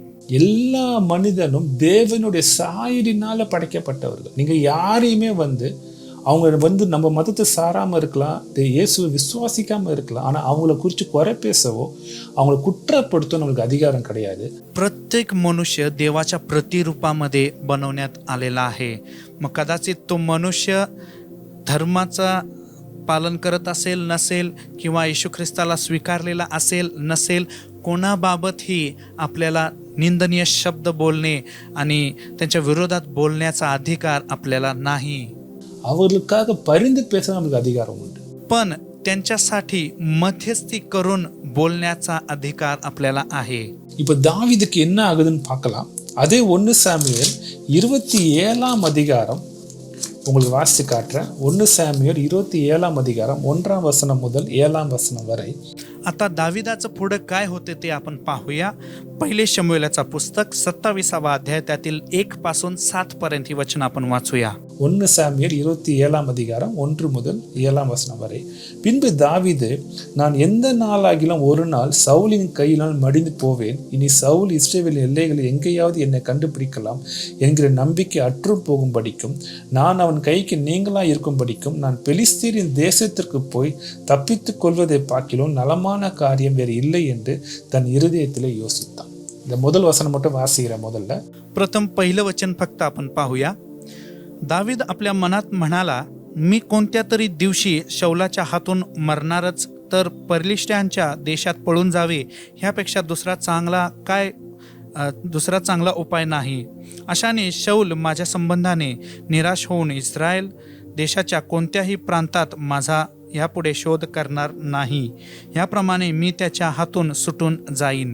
அங்க பாருங்க, ஒரு காலத்து இந்த பிலிஸ்தியனை கொன்னு போட்டுருவேன்னு சொன்னவன் இன்னைக்கு சவுல் யாரை நம்புறான்னு அவனே துரத்துட்டு என்ன அவன் மனசுல என்ன யோசிக்கிறான், நான் இவன் கைக்கு தப்புனோன்னா பிலிஸ்தர்கிட்ட போனாதான் எனக்கு பாதுகாப்பு. आता या ठिकाणी बघा, ज्या पलिष्ट्याला मी मारून टाकेन अशा शब्दात दावीद बोलला होता आणि शौल कडून घाबरून तो पळण्याच्या विचारात आहे. ते पण आता पलिष्ट्यांकडे गेल्याशिवाय मी वाचू शकणार नाही असं विचार दाविदाला येत आहेत. இது ஆண்டவர் அனுமதிக்கிறார். परमेश्वर अशा गोष्टींना परवानगी देतो. உங்களுக்குள்ள அபிஷேகத்தை குறித்தோ உங்கள் மேல இருக்க அழைப்பை குறித்தோ என்றைக்கும் பெருமை பாராட்டாது. तुमच्यामध्ये असलेल्या अभिषेकाबद्दल किंवा पाचारणाबद्दल कधीच गर्व करू नका. அது எதற்காக கொடுக்கப்பட்டிருக்குன்னா தேவனுடைய அன்பை மற்றும் காட்டும் பொருட்டாக தான். ते अभिषेक आपल्याला कशासाठी दिलेला असते, ते म्हणजे देवाची प्रीती आपल्याद्वारे व्यक्त झालं पाहिजे, प्रकट झालं पाहिजे, त्यासाठी आपल्याला अभिषेक देण्यात येते. இங்க தாவீத தேவன் தாழ்மைப்படுத்துகிறார். या ठिकाणी दाविदाला परमेश्वर नम्र करत आहे. நீங்க வீட்டில் அப்புறம் போய் அது முழுசா வாசிச்சு பாருங்க. 1 சாமுவேல் 27 1-7. तुम्ही नंतर आपल्या मोकळ्या वेळेमध्ये पहिले शमूएल 27 अध्याय पहिले 7 वचनं तुम्ही नंतर वेळ काढून वाचून बघा. நான் இன்னும் அதுல 2 வசனம் மட்டும் வாசிக்கிறேன். त्यातील फक्त 2 वचनं मी आता तुम्हासाठी वाचून दाखवतो. அந்த ராஜா கிட்ட தாவீது போறான். என்ன நடக்குதுன்னு பார்ப்போம். 5ஆம் வசனம் வாசிக்கிறேன். त्या राजाकडे दावीद जातो आणि त्यानंतर काय होते आपण पाहूया. 5व्या वचन मी वाचू इच्छितो. 1 சாமுவேல் 27ஆம் அதிகாரம் 5ஆம் வசனம். தாவீது ஆகீசை நோக்கி, உம்முடைய கண்களில் எனக்கு தயவு கிடைக்குமானால் நான் வாசம் பண்ணும்படி நாட்டில் உள்ள ஊர்களில் ஒன்றிலும் எனக்கு இடம் தாரும். உம்முடைய அடியான் உம்மோடே கூட ராஜதானி பட்டணத்திலே வாசமாய் இருப்பேன் என்றான். அப்பொழுது ஆகீஸ் அன்றைய தினம் சிக்லாக்கை அவனுக்கு கொடுத்தான். அது நிமித்தம் சிக்லாக் இந்நாள் வரைக்கும் யூதாவின் ராஜாக்களை சேர்ந்திருக்கிறது. தாவீது பெலிஸ்தரின் நாட்டிலே 1 வருஷமும் 4 மாதமும் குடியிருந்தான். पहिले शमूएल 27 अध्याय त्यातील 5, 6 आणि 7 मी आपणासाठी वाचत आहे. दावीद अखिशास म्हणाला, माझ्यावर आपली कृपादृष्टी असेल तर एखाद्या खेडेगावात मला जागा द्या, म्हणजे मी तेथे राहीन. आपल्या दासाने आपल्याबरोबर राजधानीत का राहावे? तेव्हा अखिशाने त्या दिवशी त्याला सिकलाग हे नगर दिले. म्हणून सिकलाग हे नगर आजवर यहुदाच्या राजाचे आहे. पलिष्ट्यांच्या देशात दावीद जाऊन राहिला. त्या घटनेस पुरे 1 वर्ष 4 महिने झाले.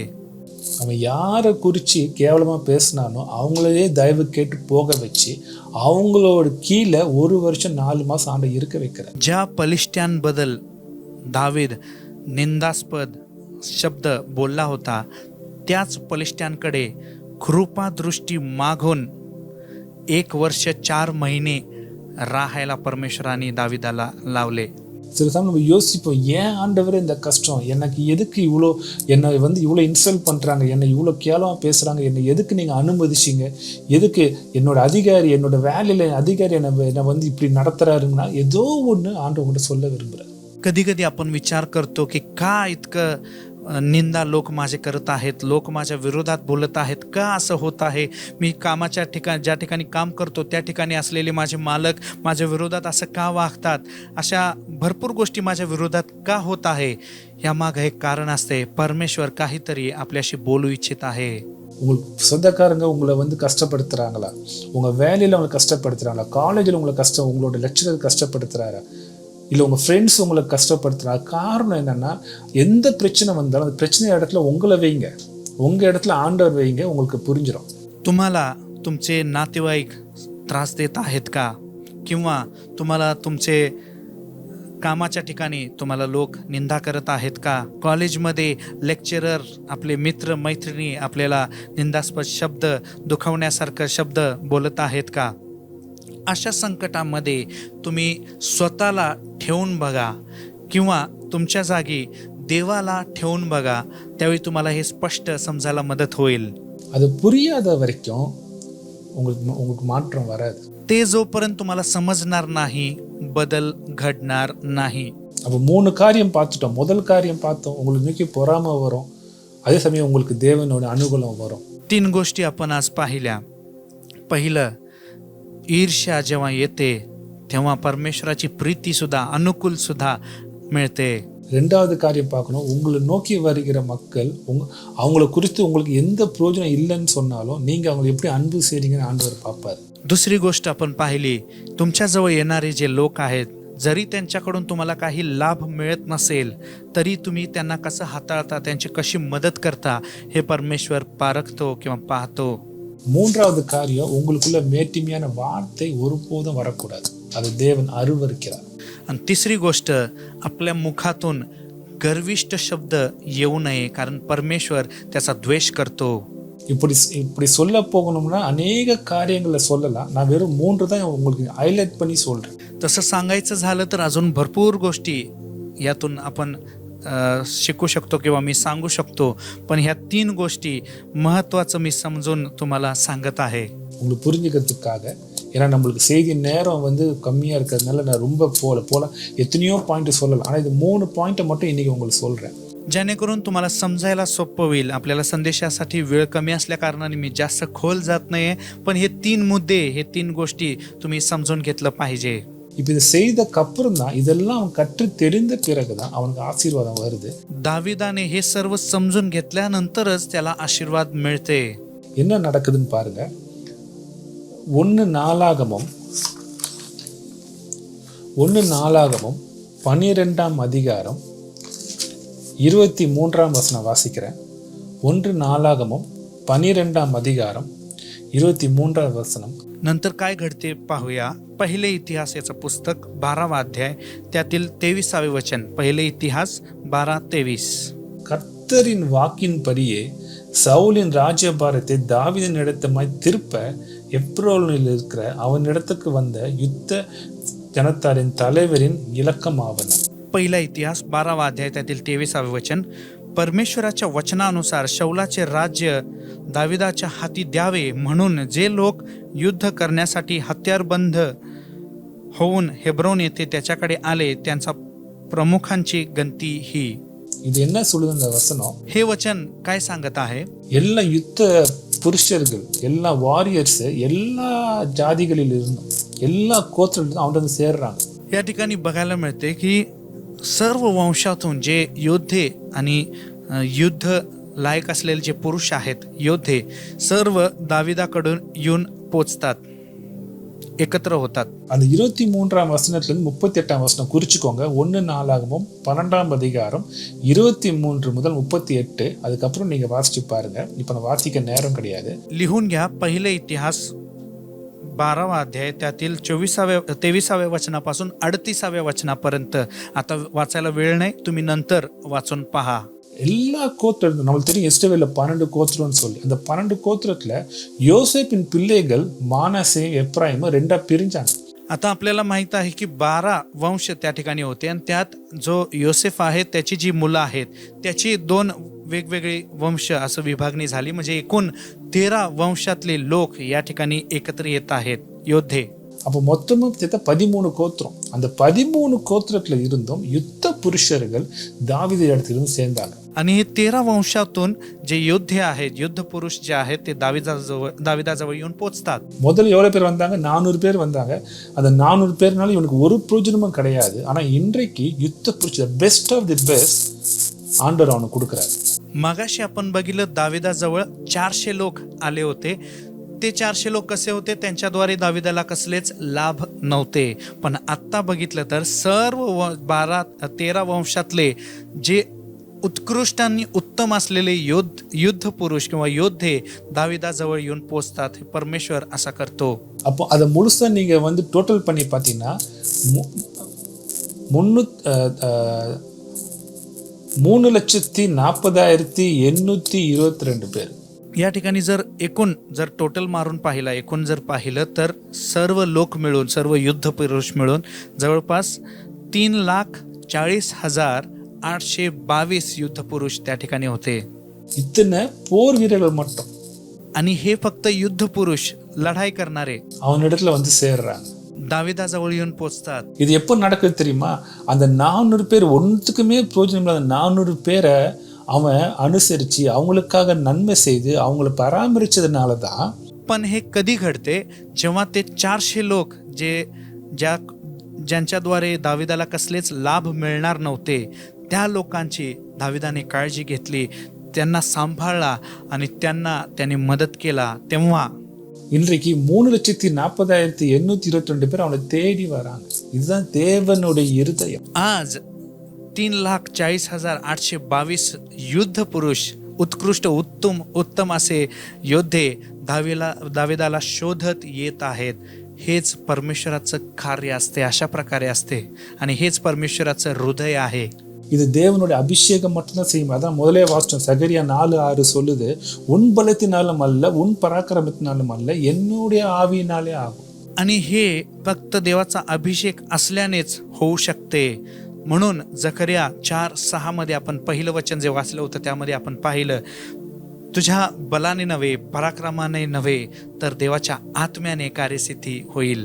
உங்க சுய பலத்தையோ உங்க சுய ஞானத்தையோ நீங்க என்னைக்கும் யூஸ் பண்ணாதீங்க. தேவனுடைய அபிஷேகத்தை அவர் ஞானத்தை சார்ந்து வாழுங்க. நீங்க நினைப்பதற்கும் வேண்டிக் கொள்வதற்கும் மேலாக என் தேவன் உங்களுக்கு செய்வார். तुम्ही स्वबळाने किंवा स्वतःच्या विचारांवर अवलंबून राहू नका, तर देवाच्या बळावर आणि देवाच्या ज्ञानावर तुम्ही अवलंबून राहा, त्याप्रमाणे चाला. तेव्हा तुमच्या मागण्यापेक्षा आणि कल्पनेपेक्षा अद्भुत कृती तो करण्यास समर्थ आहे. அதில் ஒரு வசனம் வாசிக்கிறேன் பாருங்க. 29ஆம் வசனம், 1 நாளாகமும் 12ஆம் அதிகாரம் 29ஆம் வசனம். आता मी अनेक वचन वाचणार आहे. पहिले इतिहास 12वा अध्याय त्यातील 29वे वचन. பென்யமீன் புத்திரரான சவுலின் சகோதரர்கள் 3000 பேர் அதுவரைக்கும் அவர்களை மிச்சமானவர்கள் சவுலின் குடும்பத்தை காப்பாற்ற பார்த்தார்கள். शौलाचे भाऊबंद बन्यामिनी यांच्यापैकी 3000 आले, कारण हा वेळ पावेतो बहुतेक बन्यामिनी लोक शौलाच्या घराण्यास धरून होते. வெறும் சவுலோட குடும்பத்துல மட்டும், அவன் குடும்பத்துக்கு பாதுகாப்பா இருந்த போர் வீரர், அது வரைக்கும் சவுலுக்காகவே போராடினவங்க. தாவீது சவுலோட எதிரி இல்லையா?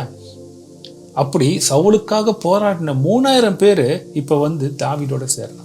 तोपर्यंत जे लोक शौलाच्या घराण्यास धरून होते, म्हणजे शौलाला पूर्ण सुरक्षण देण्यासाठी जे लोक होते, जवळपास 3000 लोक, ते आता दाविदाकडे येत आहेत. शौलासाठी दावीद हा एक शत्रू झाला होता, तरी ते लोक आता दाविदाजवळ येत आहेत.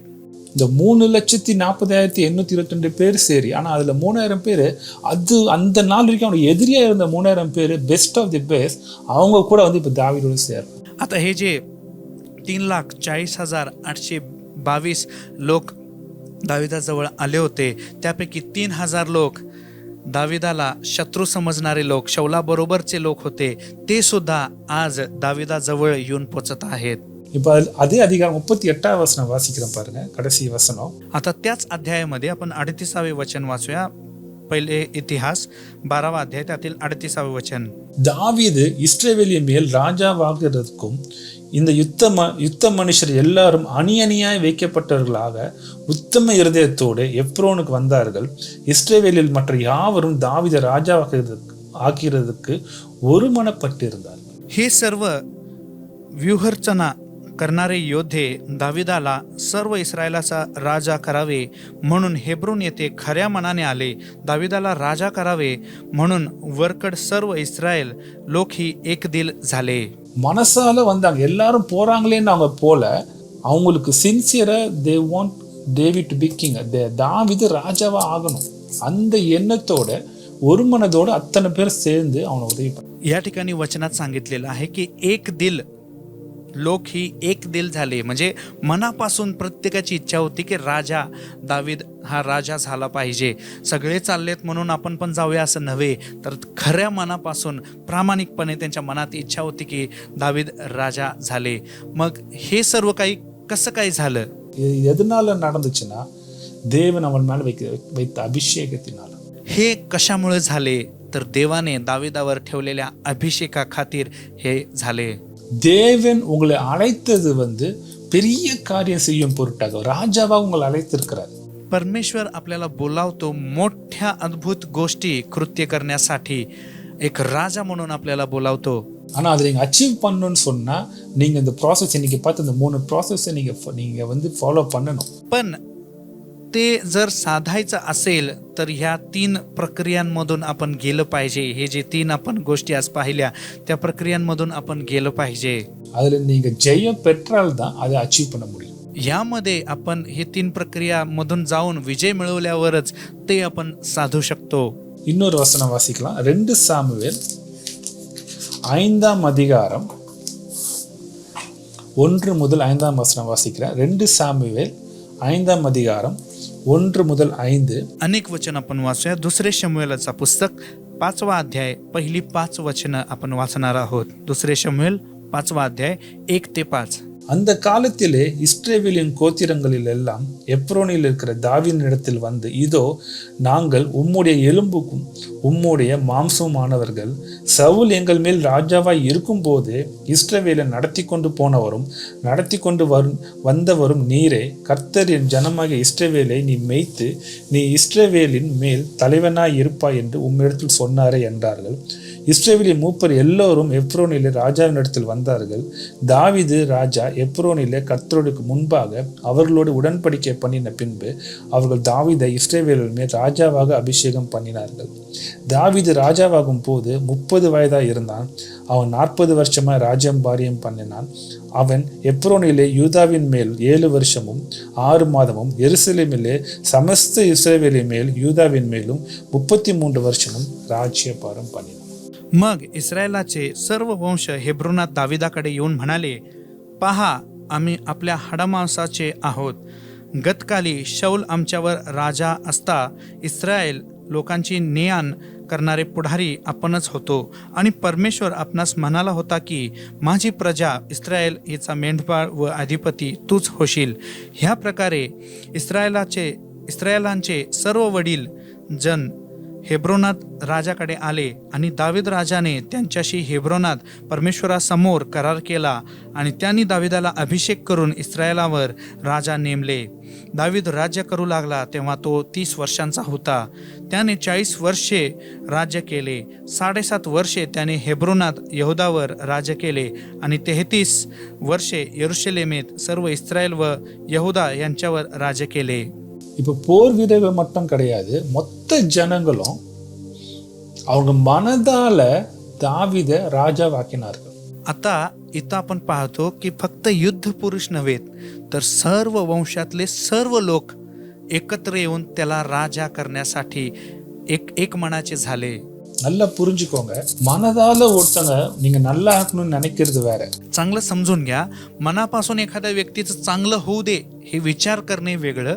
உங்க முகத்துக்கு முன்பாக உங்களுக்கு எல்லாம் நல்லது நடக்கும்னு சொல்றது வேற. तुमच्या मुखासमोर तुम्हाला सगळं काही चांगलं होऊ दे असं सांगणे वेगळे. ஆனா மனதால நீங்க நல்லா இருக்கணும்னு நினைக்கிறது வேற. पण मनापासून खरंच तुमचं चांगलं होऊ दे असं मनामध्ये असणे ही गोष्ट वेगळी आहे. இங்க பாக்குறோம், எல்லா 12 கோத்திரமும் ஒன்றாக வந்து மனதார அவங்க என்ன சொல்றாங்கன்னா, சவுல் இருந்த போது கூட நீங்க தான் எங்களுக்கு ஜெயத்தை கொடுத்தீங்க, அதனால நீங்க தான் ராஜாவா இருக்கணும். या ठिकाणी आपण पाहू शकतो सर्व वंशातील सर्व लोक एकत्र येऊन एक मनाने म्हणतात की शौल असताना देखील तुम्हीच आम्हाला विजय मिळवून दिला, त्यामुळे तुम्हीच राजा झालं पाहिजे असं दाविदाला म्हणत आहेत. இது எப்போ நடக்கும்னா தேவன் உங்க மேல வைத்திருக்கிற அபிஷேகத்தினால தான் நடக்கும். असं केव्हा होते? जेव्हा परमेश्वराचा अभिषेक आपल्यावर असते त्यावेळी असं पाहायला मिळते. தாவீது தன்னுடைய பலத்தினால எவ்வளவு யுத்தம் பண்ணியிருந்தாலும் அவன் யூதாவோட ராஜாவா இருக்கிறதே கஷ்டம். आणि जर दाविदाने स्वबळाने युद्ध केला असता तर यहुदावर राजा बनणे त्याला कठीण होते, राज्य करणे सुद्धा कठीण गेले असते. ஆனா இப்போ சமஸ்த இஸ்ரவேலுக்கு 33 வருஷம் அவன் இருக்கிறான், 32 வருஷம். पण आता समस्त इस्रायलावर तो 33 वर्ष राज्य केला. அந்த 12 கோத்திரமும் அவனை ராஜாவை எதனால ஏத்துச்சுன்னா அவன் மேல இந்த அபிஷேகம் தான் காரணம். आणि हे जे 12 वंशातले प्रत्येक व्यक्ती सर्व वंशातले सर्व लोक होते, त्यांनी दाविदाला राजा म्हणून कसं काय स्वीकारलं, त्यामागचं कारण म्हणजे देवाचा जो अभिषेक त्याच्यावर होता त्या कारणाने. ஆனா தாவீதுக்கு ஒரே ஒரு ரகசியம் மட்டும் தெரியும். पण दाविदाला ठाऊक असलेले रहस्य, एकमात्र रहस्य हे होते. ஒரு ஆடு மேய்ச்சிட்டு இருந்த என்ன இன்றைக்கு இவ்வளவு உயர்த்தி ஆண்டவர் என்னை அபிஷேகம் பண்ணி என்னை அழைத்து ஏன் அழகு பார்க்கறாங்கிறது தாவீதுக்கு தெரியும். அதுதான் ரொம்ப முக்கியம், நீங்களும் தெரிஞ்சுக்கணும். एक दिवस मेंढरे चारणारा दावीद आज इतक्या उंच पदावर इतका मोठा राजा झाला. यामागचं कारण म्हणजे देवाने त्याच्यावर ठेवलेला अभिषेक, आणि हे पाहून परमेश्वर किती आनंदित होत असेल याबद्दल दावीद विचार करत आहे. आणि हे आपण सुद्धा समजून घेतलं पाहिजे. அது என்ன ரகசியம் பார்த்துடலாமா? அதோட நம்ம முடிக்க போறோம். आणि हे रहस्य काय आहे हे पण पाहून आपण थांबणार आहोत. 2 சாமுவேல் 5ஆம் அதிகாரம் 12வது வசனம். 2 சாமுவேல் 5ஆம் அதிகாரம் 12வது வசனம். दुसरे शमूएलचं पुस्तक 5वा अध्याय त्यातील 12वे वचन आपण पाहूया. கர்த்தர் தன்னை இஸ்ரவேலின் மேல் ராஜாவாக திடப்படுத்தி நம்முடைய ஜனமாகிய இஸ்ரவேல் நிமித்தம் தன்னுடைய ராஜ்யத்தை உயர்த்தினார் என்று தாவீது கண்டறிந்த போது. எது நிமித்தம்? தன்னுடைய ஜனமாகிய இஸ்ரவேல் நிமித்தம். परमेश्वराने इस्रायलावरील आपले राज्य स्थिर केले आहे आणि आपल्या इस्रायली प्रजेप्रित्यर्थ आपल्या राज्याची उन्नती केली आहे हे दाविदाच्या ध्यानात आले. कशाच्या प्रत्यर्थ असं या ठिकाणी दिलेलं आहे, आपल्या इस्रायली प्रत्यर्थ. தாவீதுக்கு இது மட்டும் நல்லா தெரியும், என்னை எதுக்கு ஆண்டவர் ராஜாவாக்குனாருன்னு சொன்னா எனக்காக கிடையாது, என்னுடைய ஜனமாகிய இஸ்ரவேலின் நிமித்தம். हे दाविदाने समजून घेतला होता की परमेश्वराने मला राजा का बनवलेला आहे, माझ्यासाठी नव्हे तर देवाचे लोक जे इस्रायल लोक त्यांच्या खातीर परमेश्वराने मला राजा केलेला आहे हे दाविदाने समजून घेतले. உங்க மேல கொடுக்கப்படுற அபிஷேகம், உங்கள் மேல கொடுக்கப்படுகிற அழைப்பு, உங்க மேல வைக்கப்படுகிற ஆசீர்வாதம் எல்லாத்துக்கும் காரணம் என்னவா இருக்குன்னு சொன்னா தேவன் தன் ஜனங்களை நேசிக்கிற தேவன். तुम्हाला दिलेलं पाचारण, तुम्हाला दिलेला अभिषेक, तुम्हाला दिलेला आशीर्वाद हे कशासाठी असते तर देवाने लोकांवर ठेवलेल्या प्रीती खातीर हे तुम्हाला देण्यात येते. நீங்க சுயநலமாக இருந்தால் தேவனுடைய அபிஷேகத்தை காத்துக்கொள்ள முடியாது. जर आपल्यामध्ये स्वार्थीपणा असेल किंवा गर्विष्ठपणा असेल तर देवाचा जो अभिषेक आहे ते आपण टिकवू शकणार नाही, सांभाळू शकणार नाही. நீங்க சுயநலமாக இருந்தால் தேவனுடைய அழைப்பை பெற்றுக்கொள்ள முடியாது. असंच आपण गर्विष्ठ विचाराचे जर असलो तर देवाचं पाचारण आपण टिकवू शकणार नाही. நீங்க நல்லா புரிஞ்சுக்கணும், ஆண்டவர் தேவைகளை சந்திக்கிற தேவன். चांगलं समजून घेतलं पाहिजे, परमेश्वर आपल्या गरजा पूर्ण करणारा परमेश्वर आहे. இங்கதான் பிரச்சனை. அநேகர் இந்த தேவைகள்னா அப்புறம் நாங்க ஏழையாவே இருக்கணும் அப்படின்னு ஒரு பக்கம் ப்ரீச் பண்ணுவாங்க. इथंच गडबड होते. काय होते? वचन असं सांगते की आपल्या सर्व गरजा परमेश्वर पुरवतो, म्हणजेच आपल्याला गरजा असल्या पाहिजेत आणि गरजा आहेत म्हणजे आपण गरीब आहोत, त्यामुळे आपण असंच राहिलं पाहिजे, असं अनेक ठिकाणी शिकवलं जाते. இன்னொரு பக்கம் நீங்க ப்ராஸ்பெரிட்டி, நல்ல செல்வாக்கா இருக்கணும்னு ப்ரீச் பண்ணுவாங்க. आणि दुसऱ्या बाजूला असं शिकवलं जाते की तुम्ही खूप सुख समृद्धीने असायला पाहिजे, उन्नतीनेच असला पाहिजे, तुम्हाला कसलीही कमी असू नये, असं दुसऱ्या बाजूला शिकवण आहे. நீங்க நல்லா புரிஞ்சுக்கோங்க, ஆண்டவருக்கு பணம் ஒரு பொருட்டு கிடையாது. पण चांगलं समजून घ्या, देवाला पैसा महत्वाचा नाही. நீங்க 10 வீடு கேட்டாலும் தேவன் கொடுக்க ஆயத்தம். तुम्ही जर 10 घर मागितलं सुद्धा परमेश्वर ते तुम्हाला द्यायला तयार आहे. ஆனா ஒரே ஒரு கேள்வி கேட்பாரு, இந்த 10 வீடுக்கான காரணம் எதுக்காக கேட்குற? पण एक प्रश्न परमेश्वर नक्की विचारणार, हे 10 घर तू कशासाठी मागत आहेस? இதன் மூலியமாக நன்மை அடைய போறது யாரு? ह्याद्वारे कोणाचा फायदा होणार आहे? அதான் ஒரே கேள்வி. हेच त्या परमेश्वराचा प्रश्न असणार आहे. ஆண்டவரே எனக்கு 10 கோடி பணம் வேணும்னு கேட்டா அவர் கோச்சிக்க போறது, அவர் கொடுக்க போதுமானவர். जर आपण देवाजवळ मागितलं की परमेश्वरा मला 10 कोटी रुपये पाहिजे, तर परमेश्वर ते देण्यास समर्थ आहे.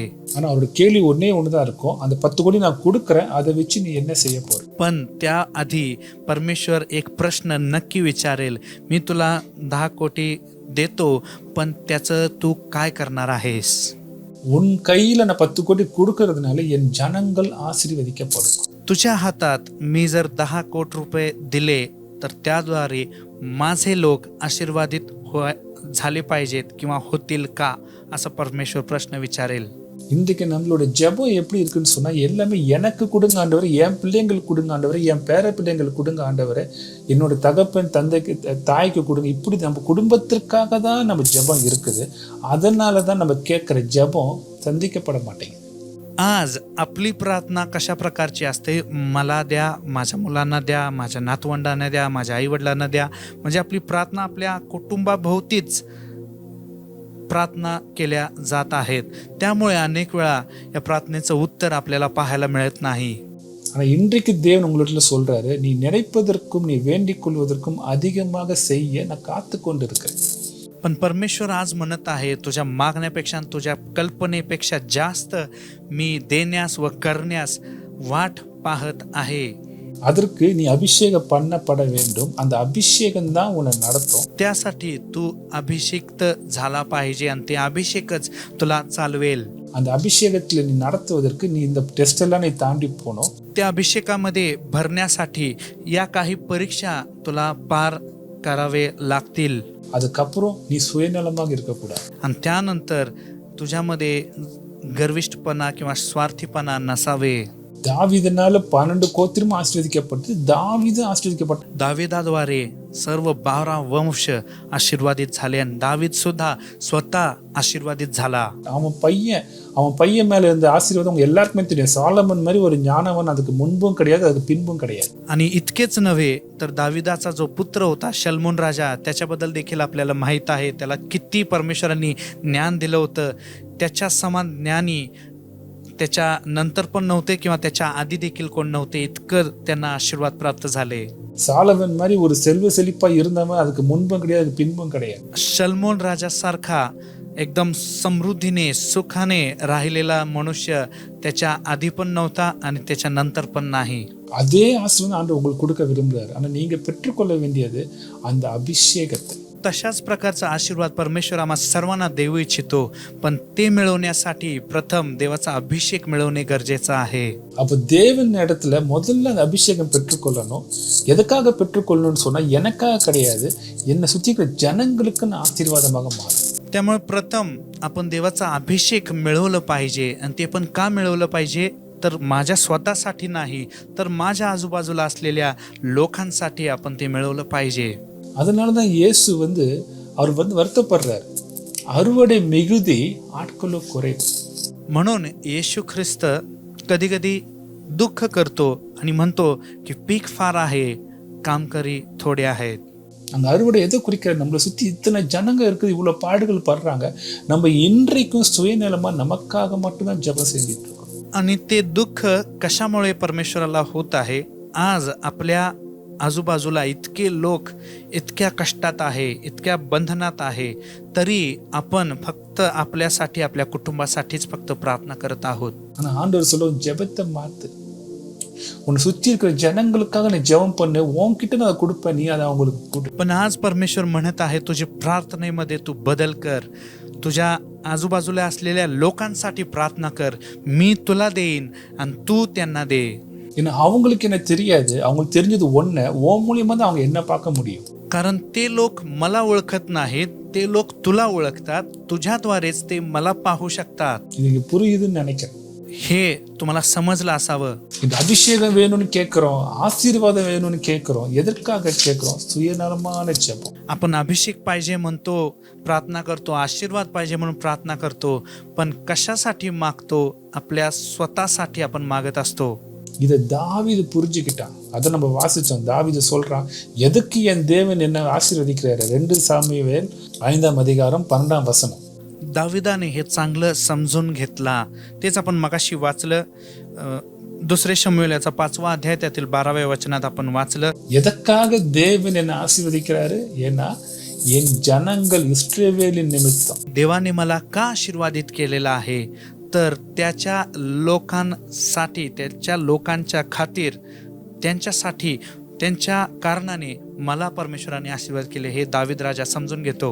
அப்போ அவனுக்கு அவர்கள் குறித்து இருதயம் இருந்துச்சு, என் ஜனங்களும் இருதயம் இருந்துச்சு. तेव्हा दाविदाला आजूबाजूला असलेल्या लोकांसाठी एक हृदय होतं, एक प्रीती होती त्याच्या मनामध्ये. அப்போ உங்களை சுத்தி உங்களை சொந்தக்காரர்களா இருக்கட்டும், உங்க நண்பர்களா இருக்கட்டும், உங்க பக்கத்துல தங்கி இருக்கிறவங்களா இருக்கட்டும், உங்க சபை மக்களா இருக்கட்டும், आज आपल्या भोवती भरपूर लोक आहेत. ते आपले घराबाजूचे असतील, शेजारी असतील, आपले मित्रमैत्रिणी असतील, मंडळीतले लोक असतील, कुठलेही लोक असोत, அவங்களுக்காக நம்ம எவ்வளவு ஜெபம் பண்றோம், எவ்வளவு நன்மைகளை செய்யறோம். त्यांच्यासाठी आपण किती प्रार्थना करतो, त्यांच्यासाठी आपण किती मदत करत आहोत. இன்றைக்கு இந்த கேள்வியோட இந்த செய்தியை முடிக்கிறேன்.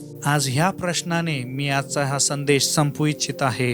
தேவன் உங்களோடு கூட இடர்படுவாராக, உங்களை ஆசீர்வதிப்பாராக. परमेश्वर तुम्हा सर्वांची भेट घेऊ दे आणि तुम्हा सर्वांना आशीर्वादित करो. ஒரு விஷயம் கண்களை மூடலாம், உங்களுக்கு நான் ஜெபிக்க நான் விரும்புகிறேன். आपले नेत्र यावेळेस आपण झाकूया. मी तुम्हासाठी प्रार्थना करू इच्छित आहे. ஸ்தோத்திரம் பிதாவே, ஸ்தோத்திரம்ப்பா, இந்த நாளுக்கா நன்றி. स्तुती हो परमेश्वरा, या सुंदर दिवसाबद्दल आभारी. இந்த நாளில் வந்திருக்க ஒவ்வொரு ஜனங்களுக்கும் நீங்க பேசின இந்த வார்த்தை மன்னாவாக நீங்க மாற்றி கொடுத்ததுக்காக நன்றி ராஜா. या दिवसामध्ये देखील जे वचन तुम्ही बोललेलं आहात, हे वचन मन्ना असा तुम्ही प्रत्येकांना आशीर्वादित करून दिलेला आहात, त्याबद्दल आम्ही तुझे आभार मानतो प्रभू. நாங்கள் தியானித்த இந்த வார்த்தையின் பிரகாரம் உம்முடைய அபிஷேகத்தை பெற்றுக்கொள்ள, உம் அழைப்பை பெற்றுக்கொள்ள, அநேகங்களுக்கு ஆசீர்வாதமாக இருக்கும் பொருட்டாக கேட்கிற ஒவ்வொரு ஜனங்களையும் நீ மாற்றுவதற்காக நன்றி ராஜா. हे वचन आज आम्ही ऐकल्याप्रमाणे तुझा अभिषेक मिळवण्यासाठी, तुझं पाचारण मिळवण्यासाठी आणि इतर लोकांना एक आशीर्वाद असं होण्यासाठी तुम्ही आम्हाला प्रत्येकांना आशीर्वादित करा प्रभू परमेश्वरा. உம்முடைய ஊழியக்காரனாக இவர்களை ஆசீர்வதிக்கிறேன். तुझा सेवक म्हणून मी या सर्वांना आशीर्वादित करत आहे प्रभू. இன்று வந்த ஒருவர் கூட வெறுங்கையாக இங்கிருந்து போகக்கூடாதுப்பா. या ठिकाणी आलेले प्रत्येक व्यक्ती मोकळ्या हाताने परत जाऊ नये प्रभू. நீர் எங்கள் இருதயத்தை காண்கிற தேவன், எங்கள் இருதயத்தில் காணப்படுகிற தேவைகளை அறிந்த தேவன். तू आमचं हृदय पारखणारा देव आहेस. आमच्या हृदयामध्ये असलेल्या गरजा जाणून असलेला परमेश्वर तू आहेस. இந்த நாளில் வந்திருக்கிற பிள்ளைகள் அவர்கள் தேவைகளை நீ அறிந்திருக்கிறீர். ஒரு நன்மையும் குறையப்படக்கூடாது ராஜா. உங்களுடைய நிறைவுனால நிரப்புங்க. आणि या ठिकाणी आलेले प्रत्येकांच्या सर्व गरजा, त्यांच्या मनातील इच्छा तुम्ही जाणता प्रभू परमेश्वरा. आज कोणालाही कसलीही कमी पडू नये प्रभू. तुझ्या भरपुरीने प्रत्येकांना तुम्ही भरा प्रभू. உங்களுடைய பரலோகத்திலிருந்து ராஜா உங்கள் பல கனிகளை திறந்து அவர்களை ஆசீர்வதிப்பதற்காக நன்றி. தேவைகளுக்கு அதிகமாக ஆசீர்வதிங்க. तुझ्या स्वर्गातील भंडारातून प्रत्येकांना तुम्ही आशीर्वादित करा. त्यांच्या गरजांपेक्षा जास्त प्रत्येकाला तुम्ही आशीर्वादित करा प्रभू. அதன் மூலியமாக அநேக ஆசீர்வதிக்கும்படி இன்று ஜெபிக்கிறேன். आणि त्याद्वारे आणि त्यांच्याद्वारे अनेक लोक आशीर्वादित होऊ देत प्रभू, असं प्रार्थना करतो. ஜோசிஸ்க்காகவும் ராஜா, தகப்பனாருக்காகவும், தாய்க்காகவும், மனைவிக்காகவும், பிள்ளைக்காகவும் உங்க நன்றி செலுத்துகிறேன்.